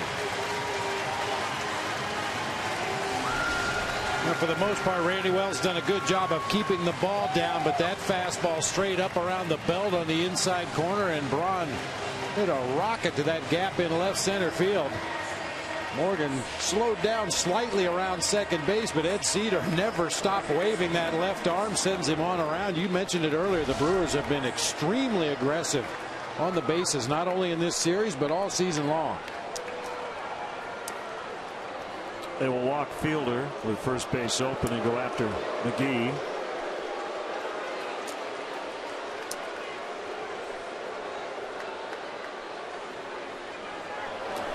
Boy, is Ryan Braun locked in. 6 hits in the series. Veteran Ramon Ortiz is up. I got this day in baseball history for you, Len. During this intentional walk back in 1963, Cubs are going down to St. Louis after the ball game tonight to play the Cardinals. Well, back in 1963 on this date, Dick Ellsworth struck out Stan Musial 3 times in a 5-1 Cubs victory over the Cardinals. That's the only time in his 22-year career that Stan Musial struck out 3 times in a game. 3,026 major league ball games. Only 1 time did he strike out 3 times in a game.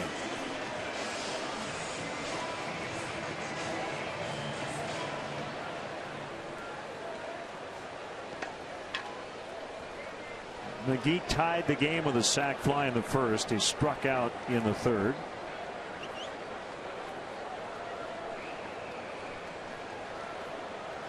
Wells would like to get a double play ball here and get out of this inning.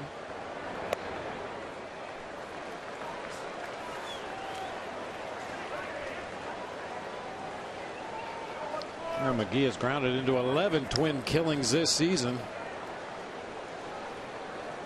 Perfect time for one right here.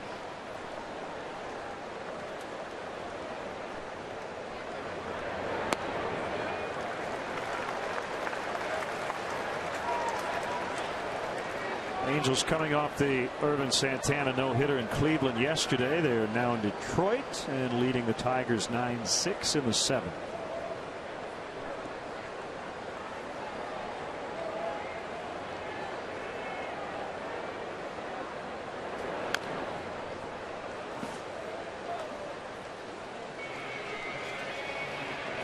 Angels are just 2 games behind Texas in the AL West.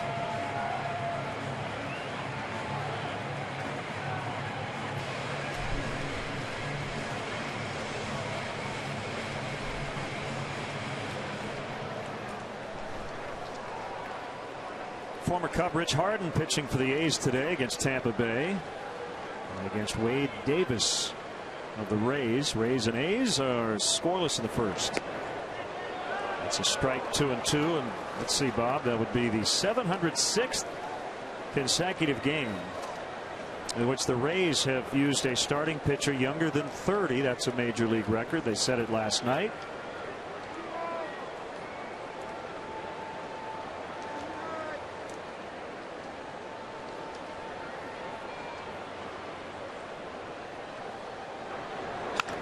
Ground ball to third. Ramirez, Barney, Pena digs out the relay throw, nicely done, and the inning comes to a close. They do get a tack on run though on the Braun RBI double. It's 4-1.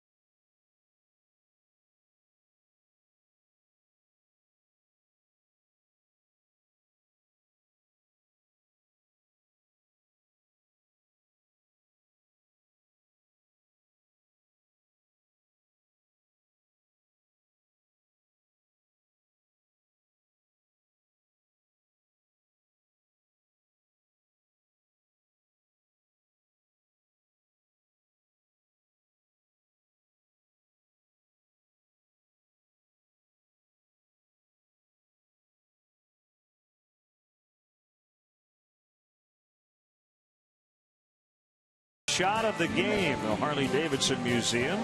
Those are the choppers from Easy Rider. Chicago Cubs baseball brought to you by Xfinity, only from Comcast. That's a good time to listen to the Birds. That's a great soundtrack.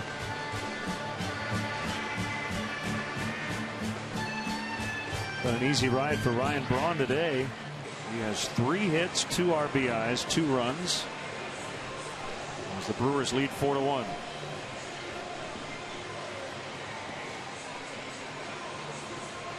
Slight delay. Jeff Nelson just coming out of the tunnel. First base umpire. Whenever you're ready, Jeff. He stopped to have a conversation with Ron Renicky on the way past the manager's perch over there in that first base dugout, and just now getting to his position at first base.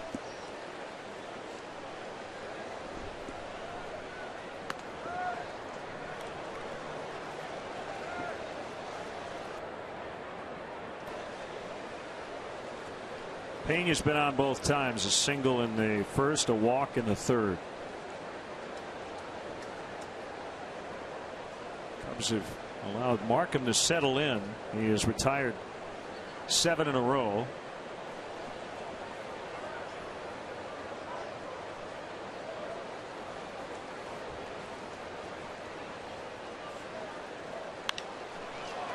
To left center, and Braun will have to chase this one down. One hop the fence, and it's a leadoff double. So after snapping an 0 for 16 last night, Carlos Pena starting to heat up.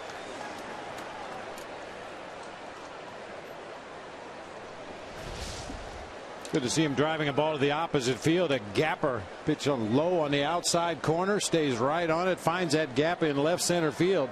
This is that 3rd time through the lineup for Sean Markham. Opponent's first plate appearance, they hit 199. Second plate appearance, 206. The third plate appearance, it jumps up to 273. Hopefully an omen of things to come here for the Cubs.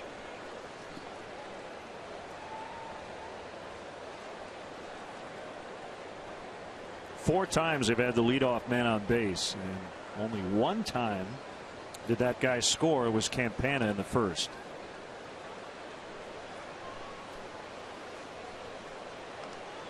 Well, the panels are now opening up.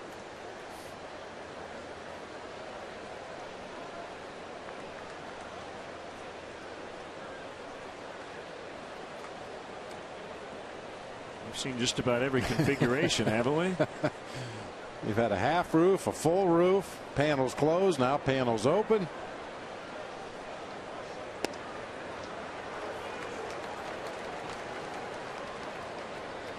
It does make it a little brighter in here. I was talking about it a couple of innings ago.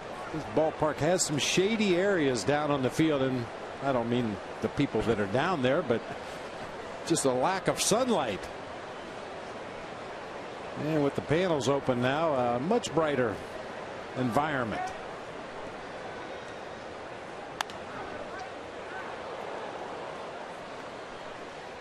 Well, the Brewers starters are in a really good stretch, and when you pitch, you usually win. That was going into today. 15 quality starts over their last 18. And including today, the Cubs have scored just 3 times in this series. This is the kind of stretch I think Ron Renicky and Doug Melvin hoped they would get at the beginning of the season from this starting staff. But remember, Greinke missed the first month with the fractured rib.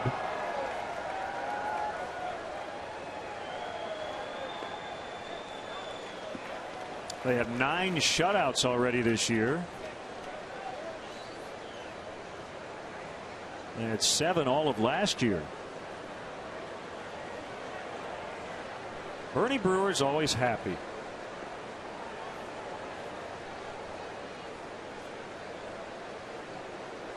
At least he's smiling on the outside.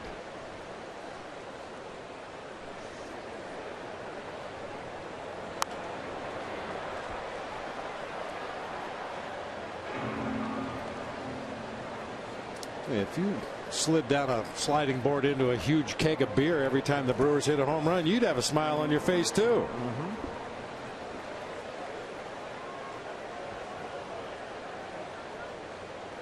He's bombed. That's why he's smiling. He used to live at the old chalet at County Stadium. Now he lives in Bernie's dugout out in deep left.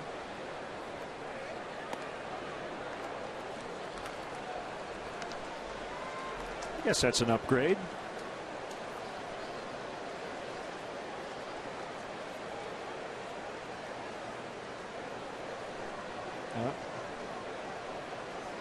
Don't touch the stash. No, do not touch the stash. Never touch the stash.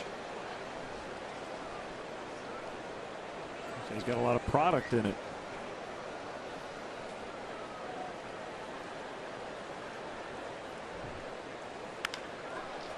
Pena will have to stay at second as Betancourt gets Bird.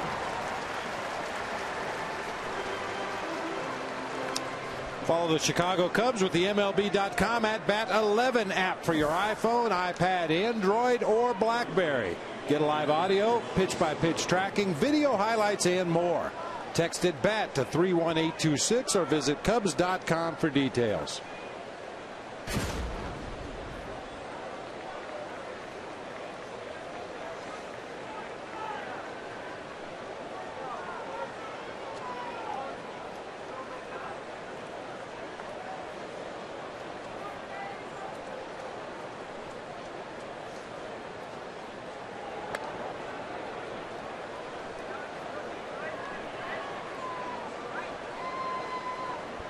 A bit of a Raleigh fingers look.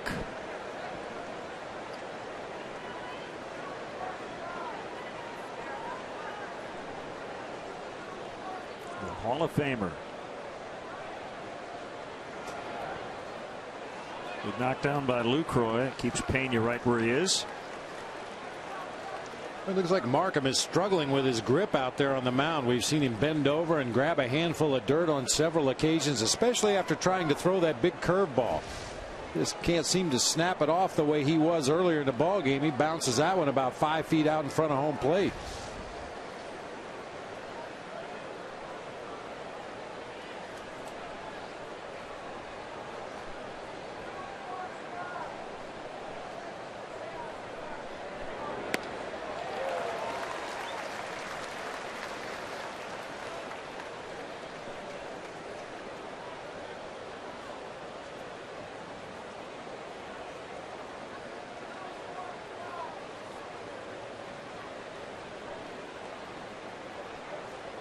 Markham has a sign from Lucroy, and the pitch. Another dirt ball. 3-1.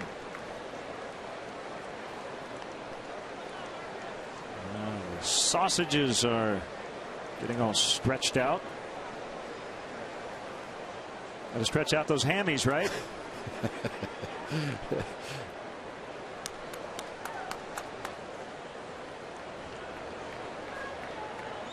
Hate to mix our breakfast meat, but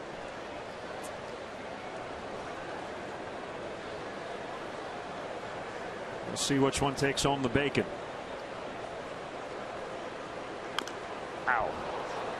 Right off his foot. 3-2. Well, we'll see which one's the worst.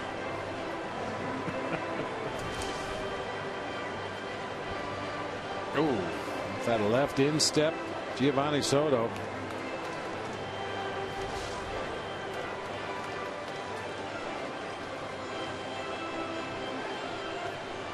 We are here into the top of the 6th inning with 1 out and a runner in scoring position, and the Brewers are now going to get their bullpen cranking a little bit. We've talked at length throughout the early part of this game that Markham usually runs into trouble after the 6th inning in his starts this year. Looks like former Cub LaTroy Hawkins beginning to throw out there in left center field.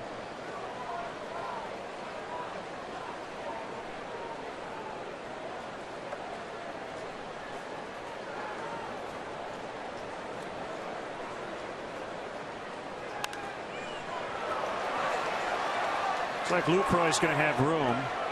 We're near the Brewers on deck circle. 2 outs. Let's step aside and see what's coming up on WGN.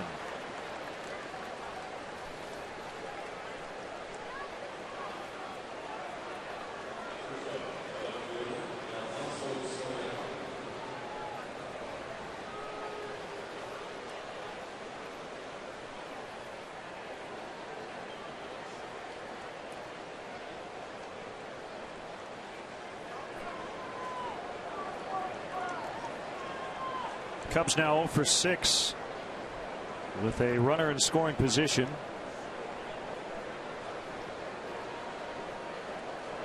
As Soriano cranks that ball to deep left into the corner, off the wall. Pena's going to score easily. Soriano on his way to second. He'll stand with a double. It's 4-2.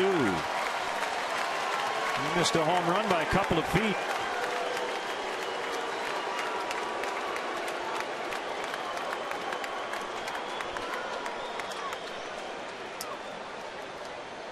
It's been a while since we've been able to do this, but our BMW ultimate drive of the game off the bat of Alfonso Soriano. A ringing double down into that left field corner to drive home Carlos Pena. Brought to you by your Chicagoland and Northwest Indiana BMW dealers. BMW, the ultimate driving machine.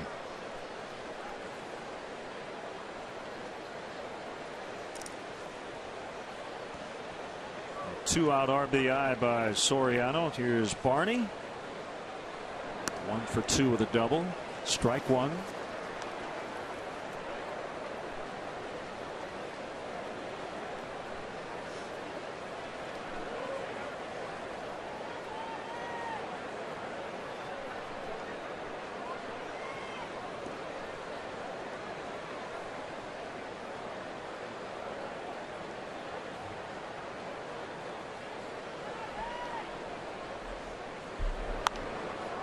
Oh, 2. Wells is on deck, but the Cubs have 2 guys up in their bullpen just in case. Ortiz still throwing along now with Jeff Samardzija.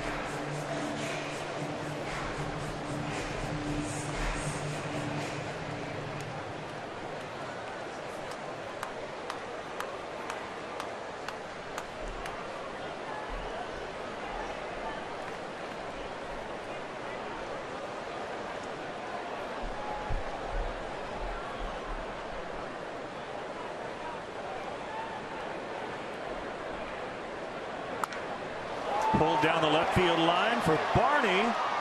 Foul. Just out in front too much. Well, it's 2 at bats in a row that Darwin Barney has narrowly missed down that left field line. Last time up, a line drive that barely landed foul. This time a potential home run just hooks into foul territory as it gets near that pole.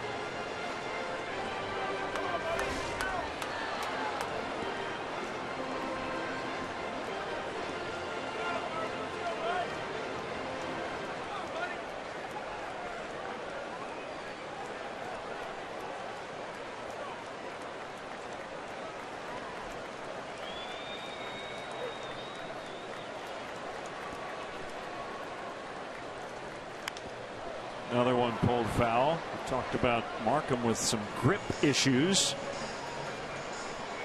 All these big pitches coming up. He grabbing that rosin bag. Look at the right pant leg. Wearing it out.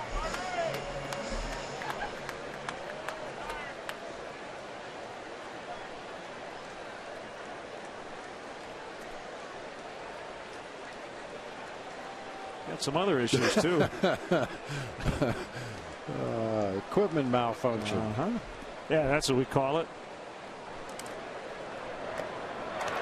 Barney got a piece of it. Still 0-2.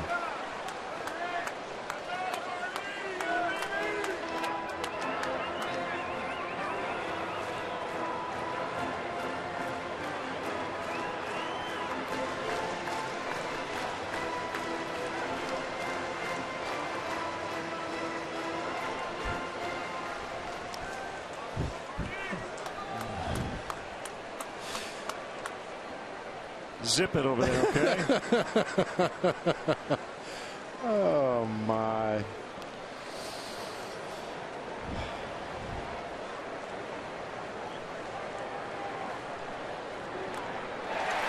Foul tip into the mitt. The final out of the inning. Ready for those sausage races. It is 4-2 Milwaukee in the 6th.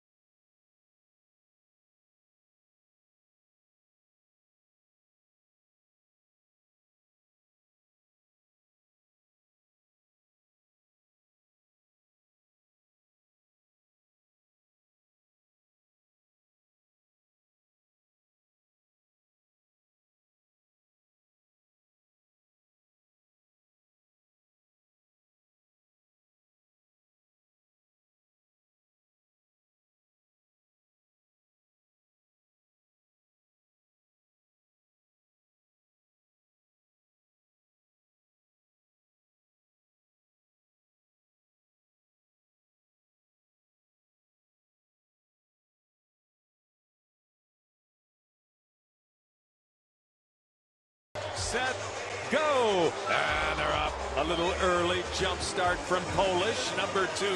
He's fallen back into, well, no, it's neck and neck. And look at Hot Dog. Hot Dog is number 4. They're in the home stretch. I think he's going to take it. I don't know if Chorizo can catch him. It'll be a good one right to the tape. And it's Hot Dog. A Hot Dog winning for, I believe, the 20th time already this season.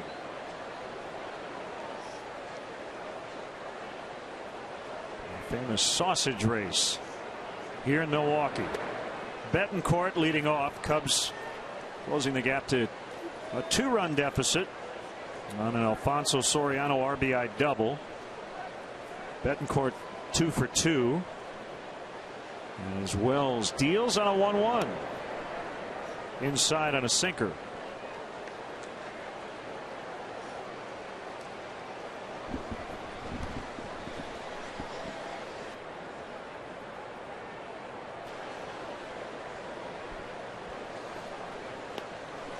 Swing and a miss. 2-2.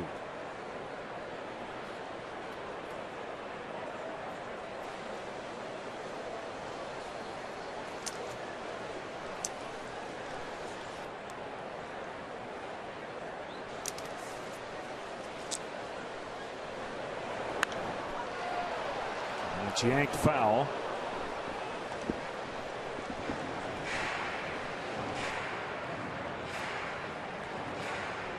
Talked about it the other day. The Cubs have always played well in this ballpark.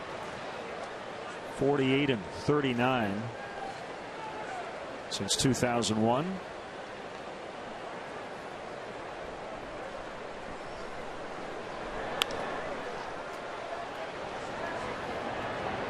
Ramirez to Pena for the out.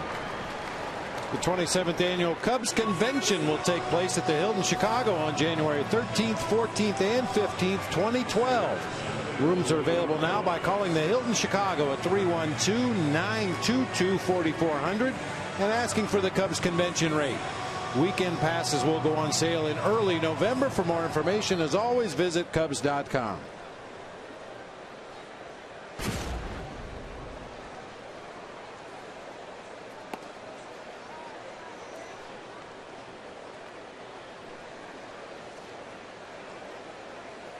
I'm not sure if that's Mickey Rourke or no. Michael Bolton. I say a Mickey Rourke wannabe. Mickey Bolton.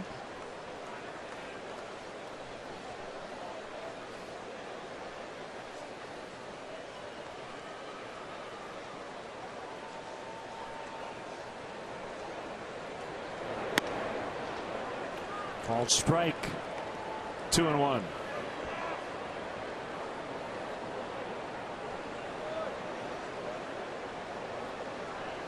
Be another non-quality start for Randy Wells.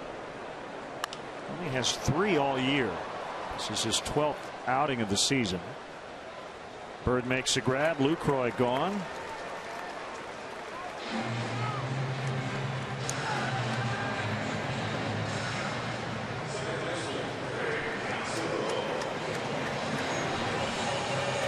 By and large, a Randy Wells outing this year has been about 6 innings and about 4 runs.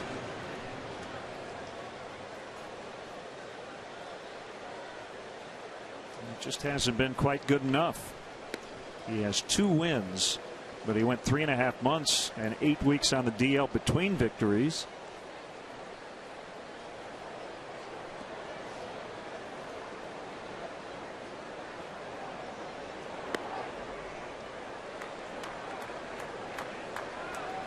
Two strikes on Craig Counsell, and when you're 0 for 40, seems like it's 0-2 every time you step in.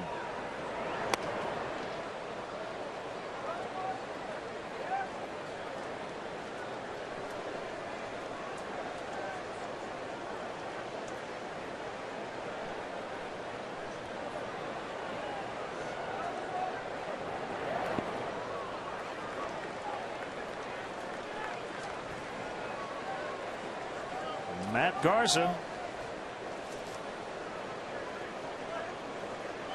Will face Edwin Jackson tomorrow night right here on WGN from steamy St. Louis.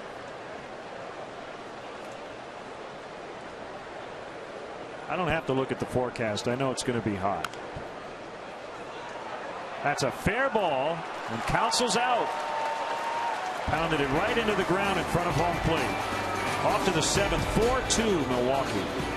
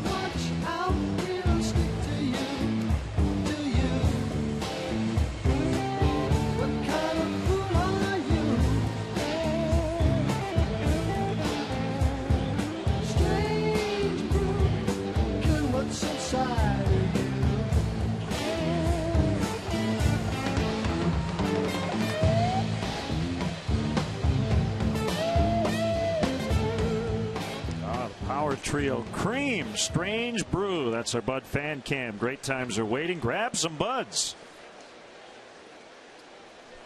Let's see, Clapton, Bruce, and Baker, right? Speaking of Baker, not Ginger, but Jeff is going to lead off the 7th, batting for Randy Wells against former Cub LaTroy Hawkins.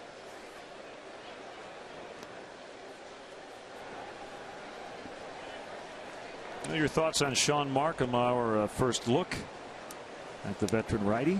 I've liked Sean Markham for a long time. He kind of invents stuff out there on the mound, throws a lot of off-speed pitches, keeps his fastball out of the middle of the plate, and he pretty much did what the rest of the Brewer staff has done in this series: keep his team in the ball game, give him a chance to win. And Randy Wells, 6 innings. He allowed 4. So both teams now into the bullpen.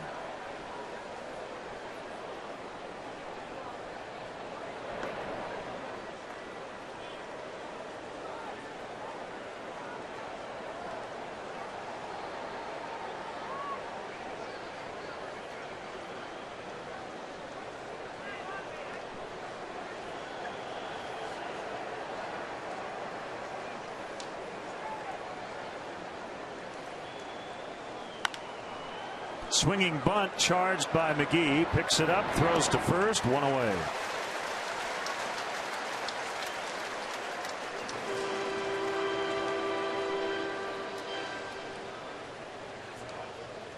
Brewers were off Monday. I would imagine both Frankie Rodriguez and John Axford are available again. It'll be the 3rd straight day for both the 8th and 9th inning guys.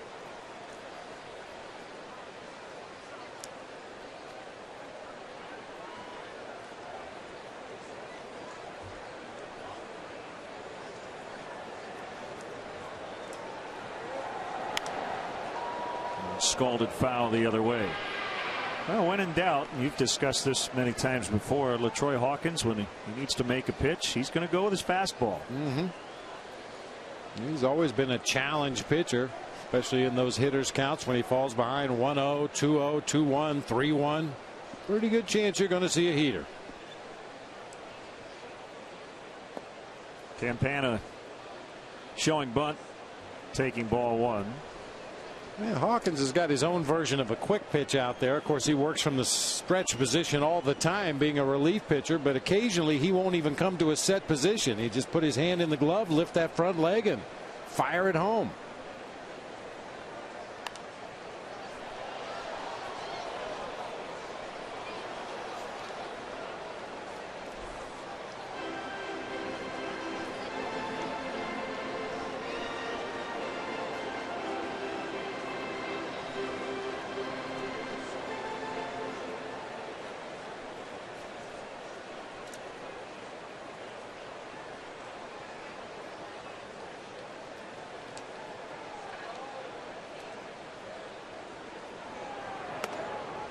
Too high on the Heat.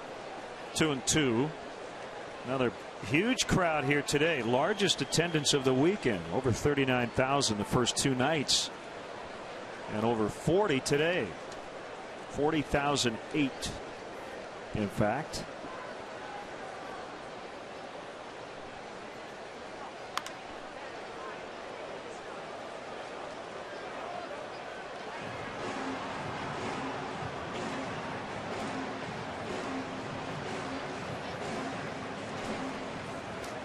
We'll be back here not too far down the road.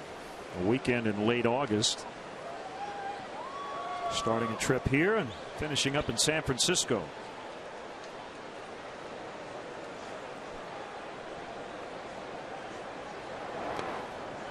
I mean, since we were in Wisconsin, might as well just head to San Francisco. All right, next door.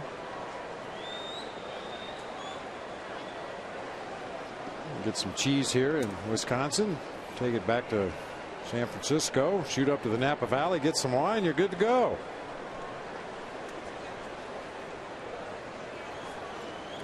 Wisconsin cheese and California wine. You can't beat that.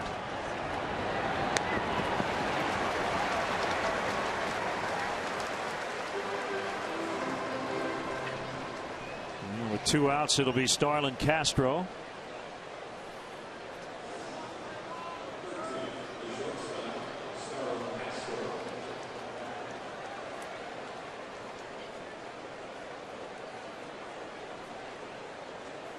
Cubs still have 2 more trips to the West Coast.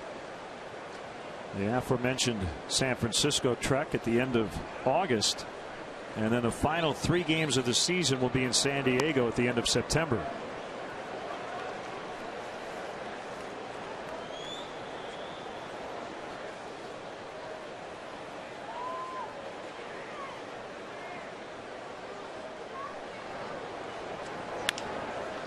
Bounding ball up the middle, cut off by Betancourt. High throw, and fielder can't handle it. And I believe it rolled out of play. Another error. It's 3 today on Milwaukee.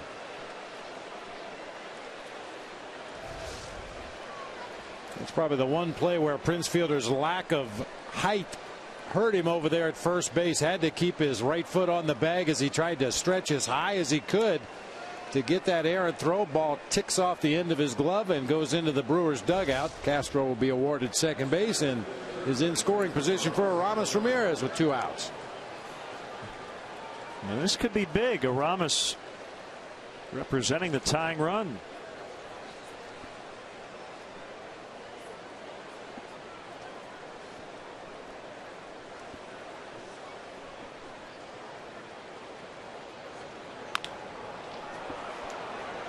McGee. And that's the inning. Stretch time in Milwaukee. It's 4-2 Brewers.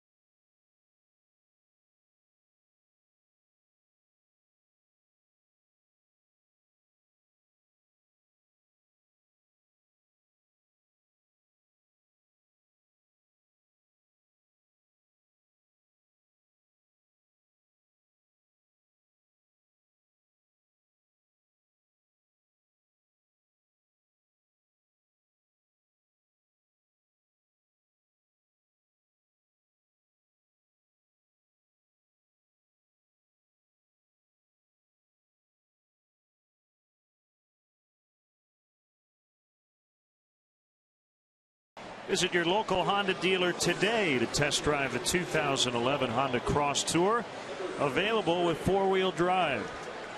Carlos Pena has been on base all 3 times today, has scored once. Ryan Braun with a big day, single homer, double, 2 RBIs, 2 runs. As Jeff Samardzija takes over, and a major league debut here for Eric Ferris as he bats for Hawkins. Brought up to replace Ricky Weeks on the active rosters. You check out the numbers for Samardzija. Ferris, a 4th-round pick back in 2007. And he rolls a ground ball to Darwin Barney. Yeah, Ferris wasn't up there long enough to talk about him, but a couple of years ago in 09, playing in A-ball, he stole 70 bases, only caught 6 times. Well, he's in the book. He's in the book. Eric Ferris, you are a major leaguer. Even though he grounded out, it's got to feel really good.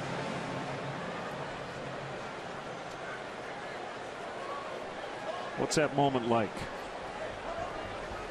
It happened to me so long ago, I can't really remember. I just know I was monumentally nervous. I mean, I felt like I was physically shaking in the batter's box. I don't know if anybody else noticed it, but I sure felt it.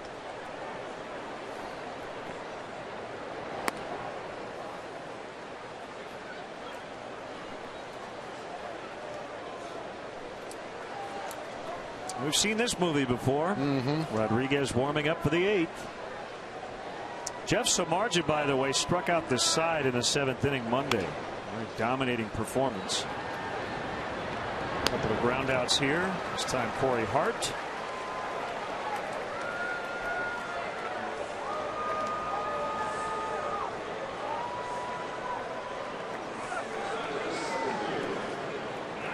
And it's Morgan who has singled twice and scored both times.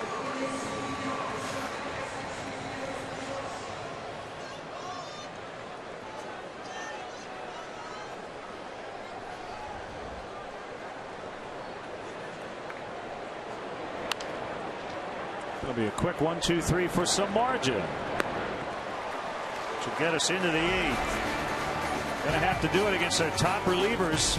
4-2.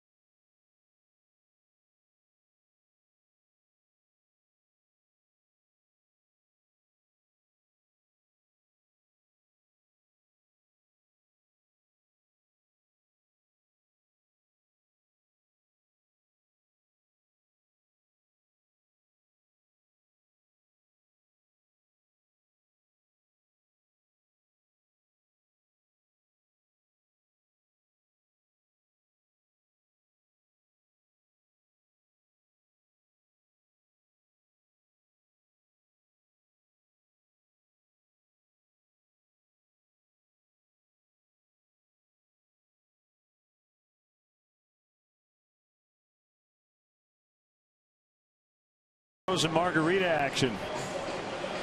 Yeah, just in case suds aren't your cup of tea, have a margarita. That looks pretty good.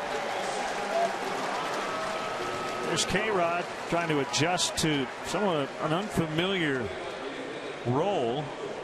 Not closing, he's setting up. for John Axford. He's done a perfect job in this series in that regard.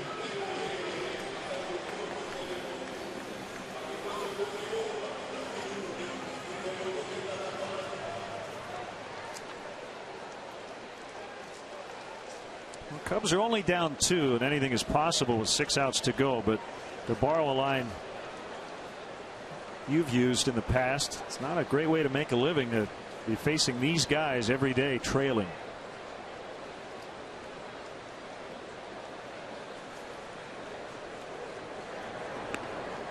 First pitch strike to Pena.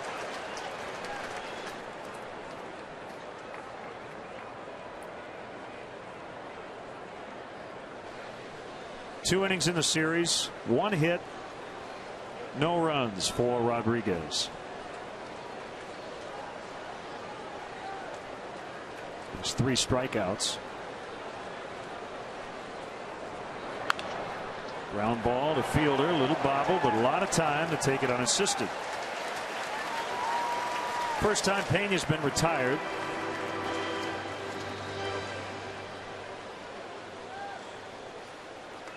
When you think about it, Atlanta, it seems like it's been a long time since the Cubs have been able to get into the opposition's middle relief. Yeah, part of that is due to really good starting pitching against the Cubs. Some of it is due to their overly aggressive at bats. But a way to win some more games is to knock that starter out early and get into the middle relief. When you go straight from a starter to your setup guys, it's going to be tough to come back in a ball game. Or straight from the starter to the closer, which we've seen a few times. Only taken 1 walk today. That was Pena back in the 3rd inning against the starter Markham.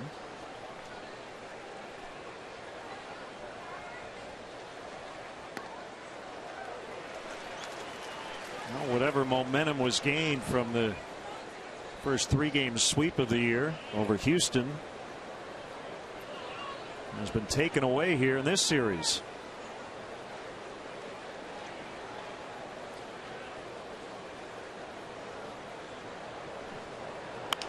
Ground ball to short.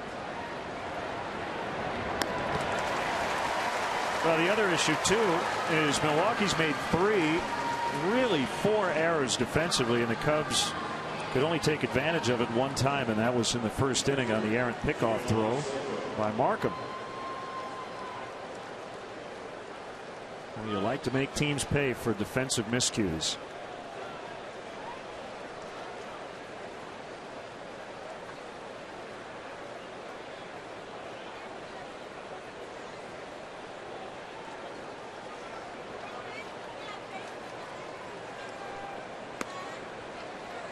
Fastball, strike 1. Well, and I come back to something I mentioned earlier in the ball game, the idea of productive outs. The Cubs have had runners at second base with nobody out repeatedly over the last couple of weeks, but it seems like on every instance that next batter hits a ground ball to the left side of the infield. The runner's forced to stay at second base. Next guy hits a shallow fly ball to the outfield that may have scored him had he been on third base, but you end up with 2 outs and a runner at second base, and now it takes some kind of a big 2-out base hit to score him, and we know we haven't come up with enough of those. Just a good out sometimes will set the table for the guys behind you in the batting order.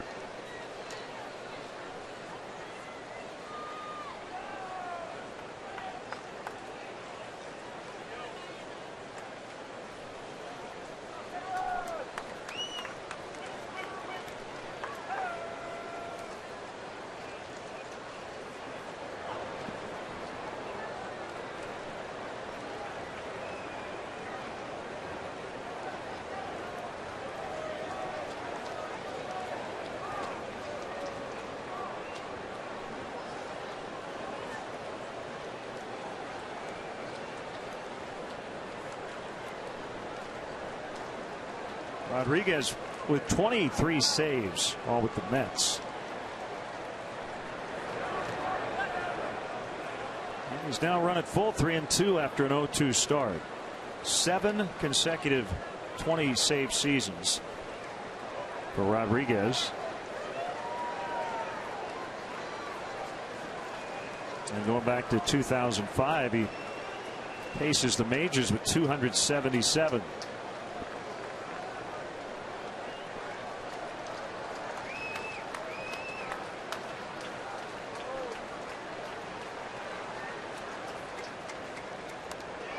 Ball 4.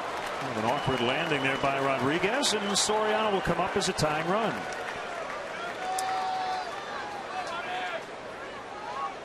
That could be a big walk here for the Cubs. And really overthrew a curveball here on the 3-2 count to Giovanni Soto. Landed awkwardly, left the pitch way up out of the strike zone. The 2-run lead. Kind of surprised to see him throw a breaking ball on that full count pitch to Giovanni Soto. Even if he goes deep on a 3-2 fastball, you still have a 1-run lead in the game. And now you make a mistake, it's a tie ball game.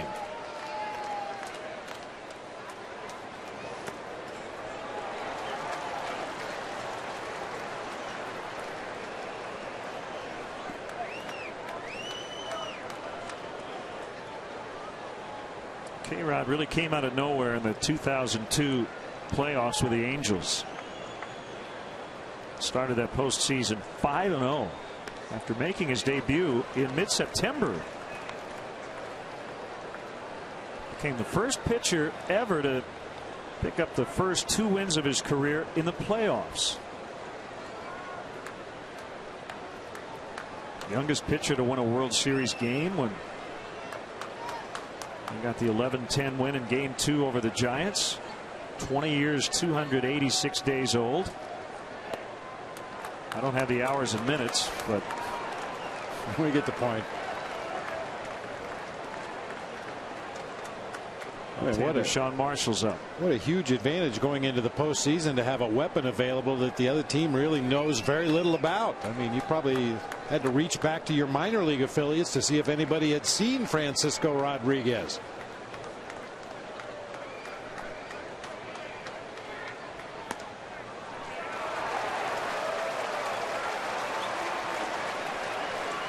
Might be the best pitch Soriano sees in this at bat. Fastball to make it 2-2. Barney on deck. And not only a fastball, but an elevated fastball, belt high right down the middle of the plate.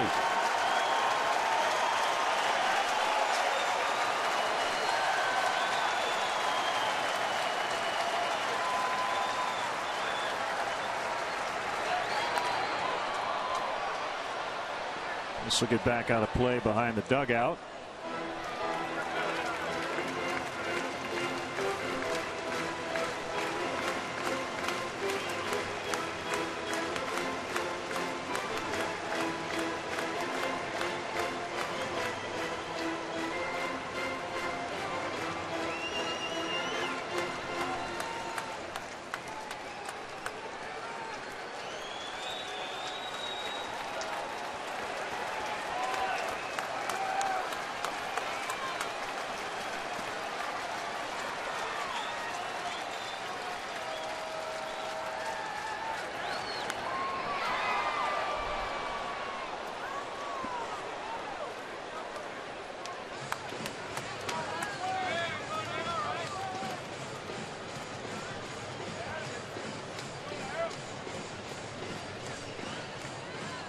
Inning kept alive by Giovanni Soto. Worked a full count after 0-2 and then walked.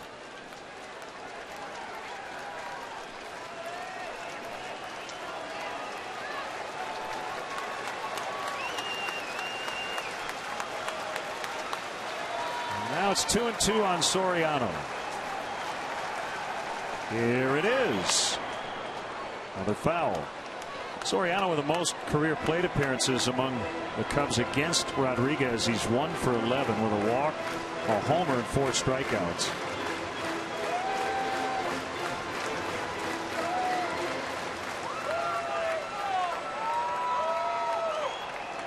Only guy with more than 1 hit is now a former Cub, Kosuke, 2 for 3.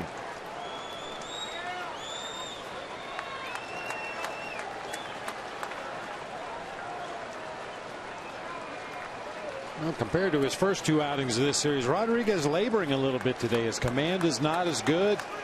Breaking ball not as sharp as we saw in the first 2 games.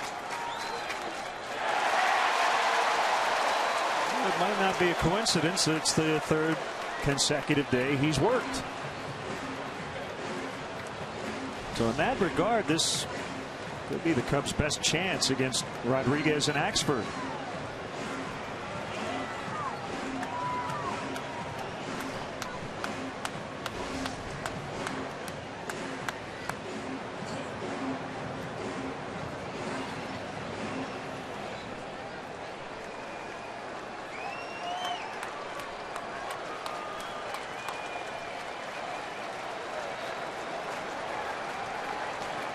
Another 2-2 and a ground ball backhanded by Betancourt. The throw to second forces Soto, and the inning is over. Cubs strand one, bottom 8, 4-2 Milwaukee.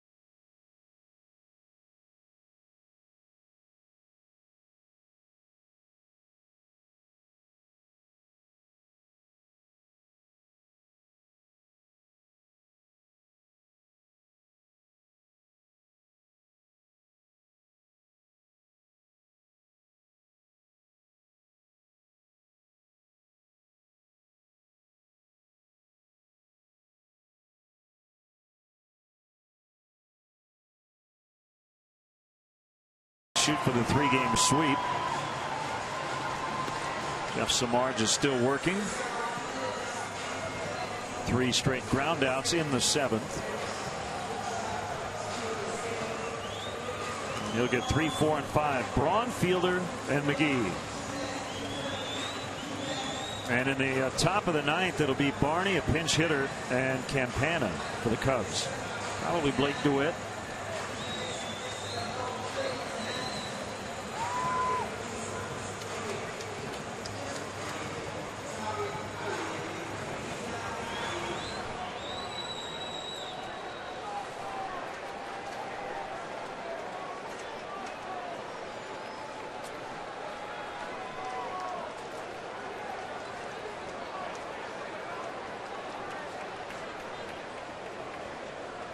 Samardzija from the stretch, and he's able to knock it down. Braun bidding for his 4th hit today. He's been robbed twice by Cubs pitchers. Hit that rocket to Ryan Dempster in the opener. Going to wave off Mark O'Neill, but Mark's going to come out anyway. Yeah, Samardzija waved him off, but Giovanni Soto called the Cubs trainer out to the mound. Man. As you said, that's twice in this series. Ryan Braun has sent a rocket back up the middle of the field. Looked like it caught Samardzija on the inside of the left forearm, but able to knock it down, stay with it, and get the out. Yeah, Braun was just a triple short of the cycle going into that at bat, and with his recent history of leg problems, you have to probably assume a triple was out of the question.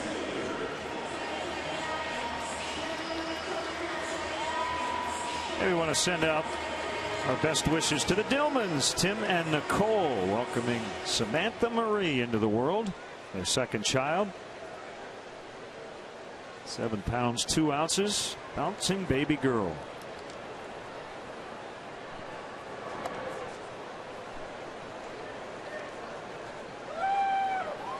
1-0 on Fielder. Has grounded out and walked twice.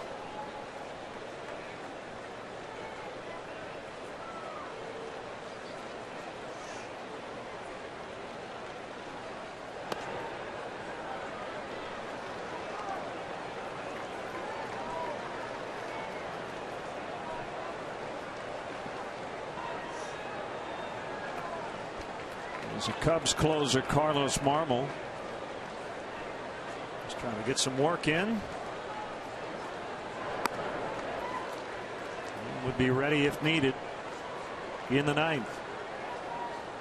Actually might be ready if needed here in the 8th. Samardzija struggles. There's a Brewer closer, John Axford, who will be seeking his 30th save of the year.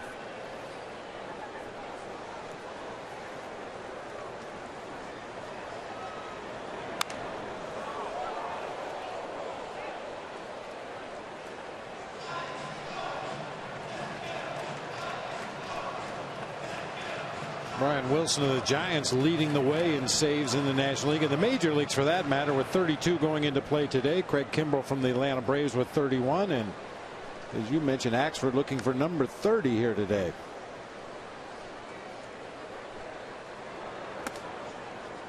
One got away from Samardzija, 3-2 with McGee on deck. Did you bring your earplugs today for when Axford comes in? Oh, I should have. Now you mention it. I'm starting to kind of like that song. Yeah. Ear splitting song when Axford is summoned. Sounds like somebody taking an axe to your eardrums. Soriano makes the grab, 2 outs.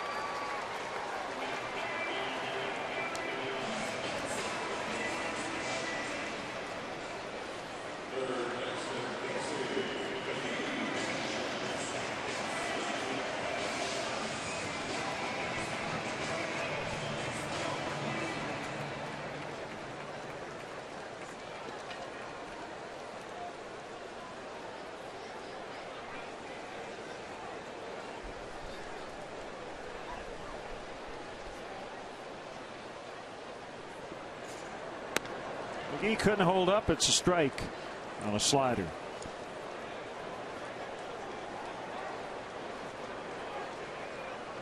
Kansas City beat Boston 4-3 today at Fenway. Luke Hochevar over Josh Beckett.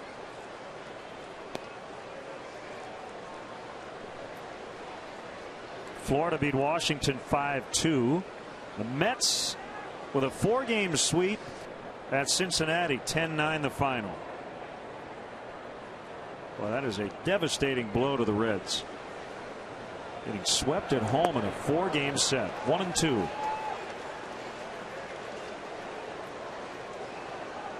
They're now 5 games under 500 right now, 6 games back of Milwaukee. It could be 6.5 by day's end.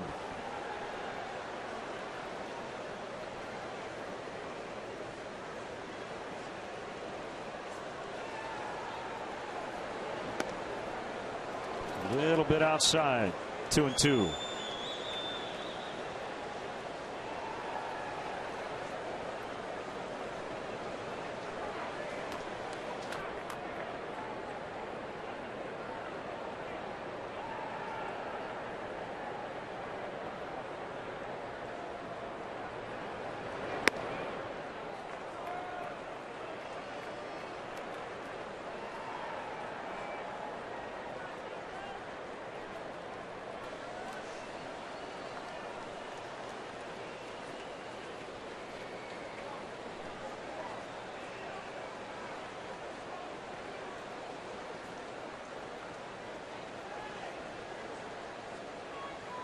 And the payoff delivery. Broken bat ground ball. Castro to Pena, and we'll go to the 9th as Samardzija with 6 up, 6 down relief work. Here comes Axford, 4-2.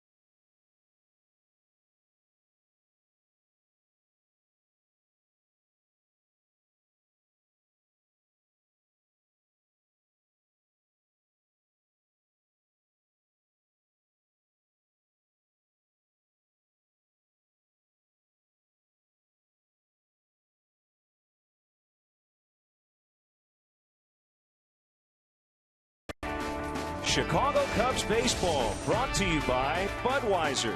Great times are waiting. Grab some buds.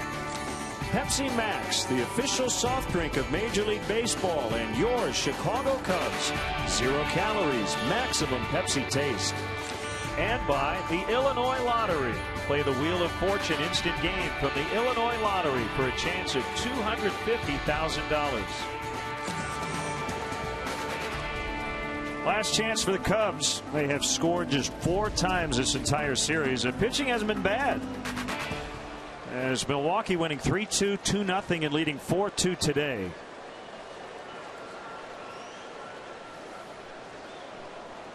Here's John Axford. Ball 1 to Darwin Barney. Another strike 1 to Darwin Barney. Blake DeWitt on deck as a pinch hitter, and then Campana.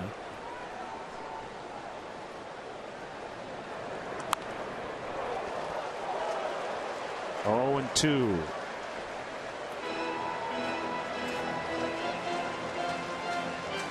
Tyler Colvin ready in case. Possibly could hit for Campana depending on the situation. Much more of a home run threat. Campana's not at all.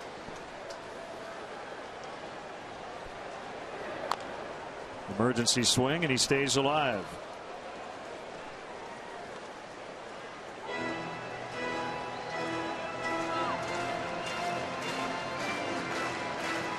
John Brabo just in case.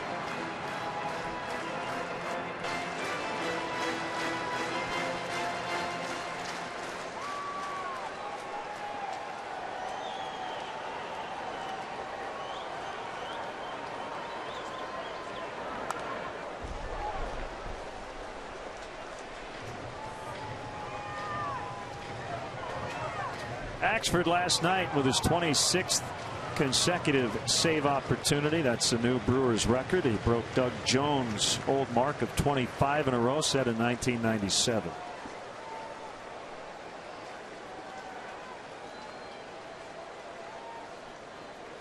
Talk all the time about prospects. He wasn't a prospect. He was an undrafted free agent. Counsell for the first out.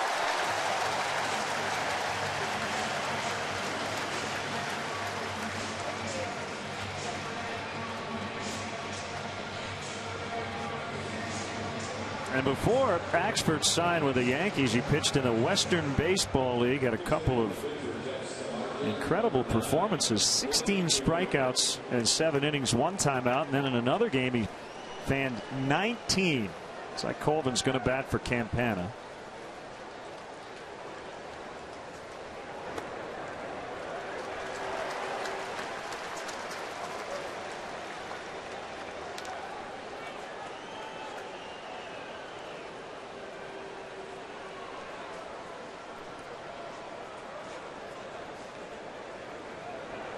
For Tyler, it'll be his first big league plate appearance in a month and a half, having spent the last 6 weeks at AAA Iowa.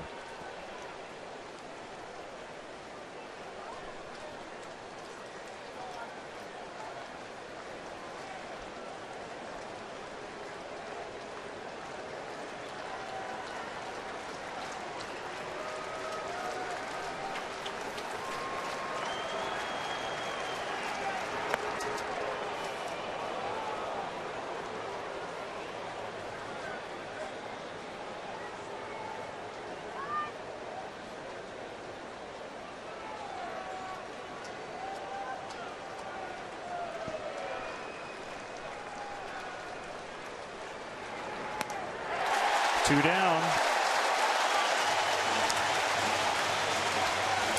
Now today's Budweiser play of the game. Big day for Ryan Braun. A home run to the opposite field in the 3rd inning made it 3-1. That could be the ultimate decisive run today. Great times are waiting. Grab some buds. 21 home runs, 71 runs driven in on the season for Ryan Braun after today's effort. Well, as you said, Bob, a fresh start here for Tyler Colvin.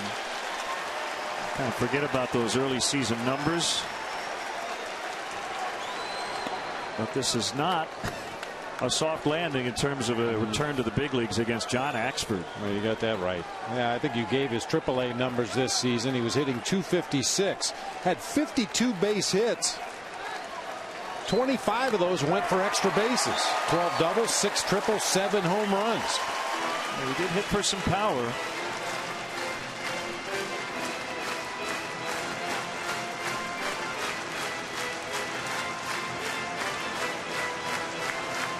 Cubs really don't need power. They just need him to get on base. Trailing by 2. 1-2.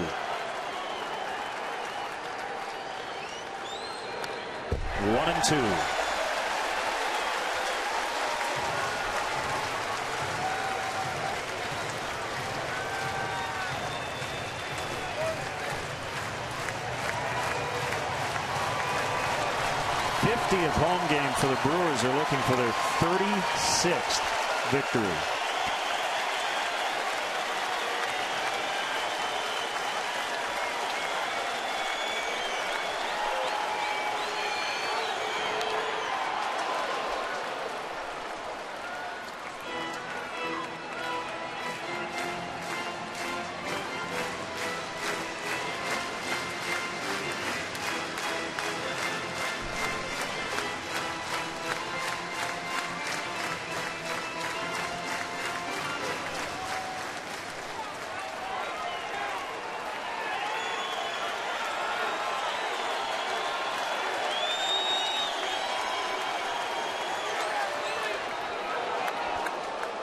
'97 on the Heat, 2-2.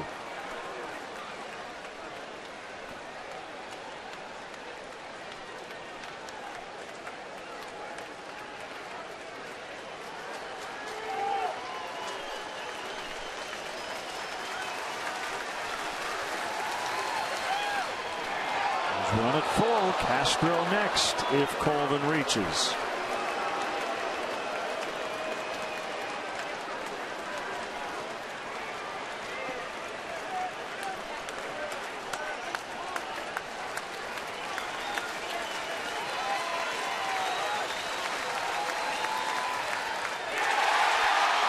Foul tip, strike 3, and the Brewers sweep. The final today, Milwaukee 4 and the Cubs 2.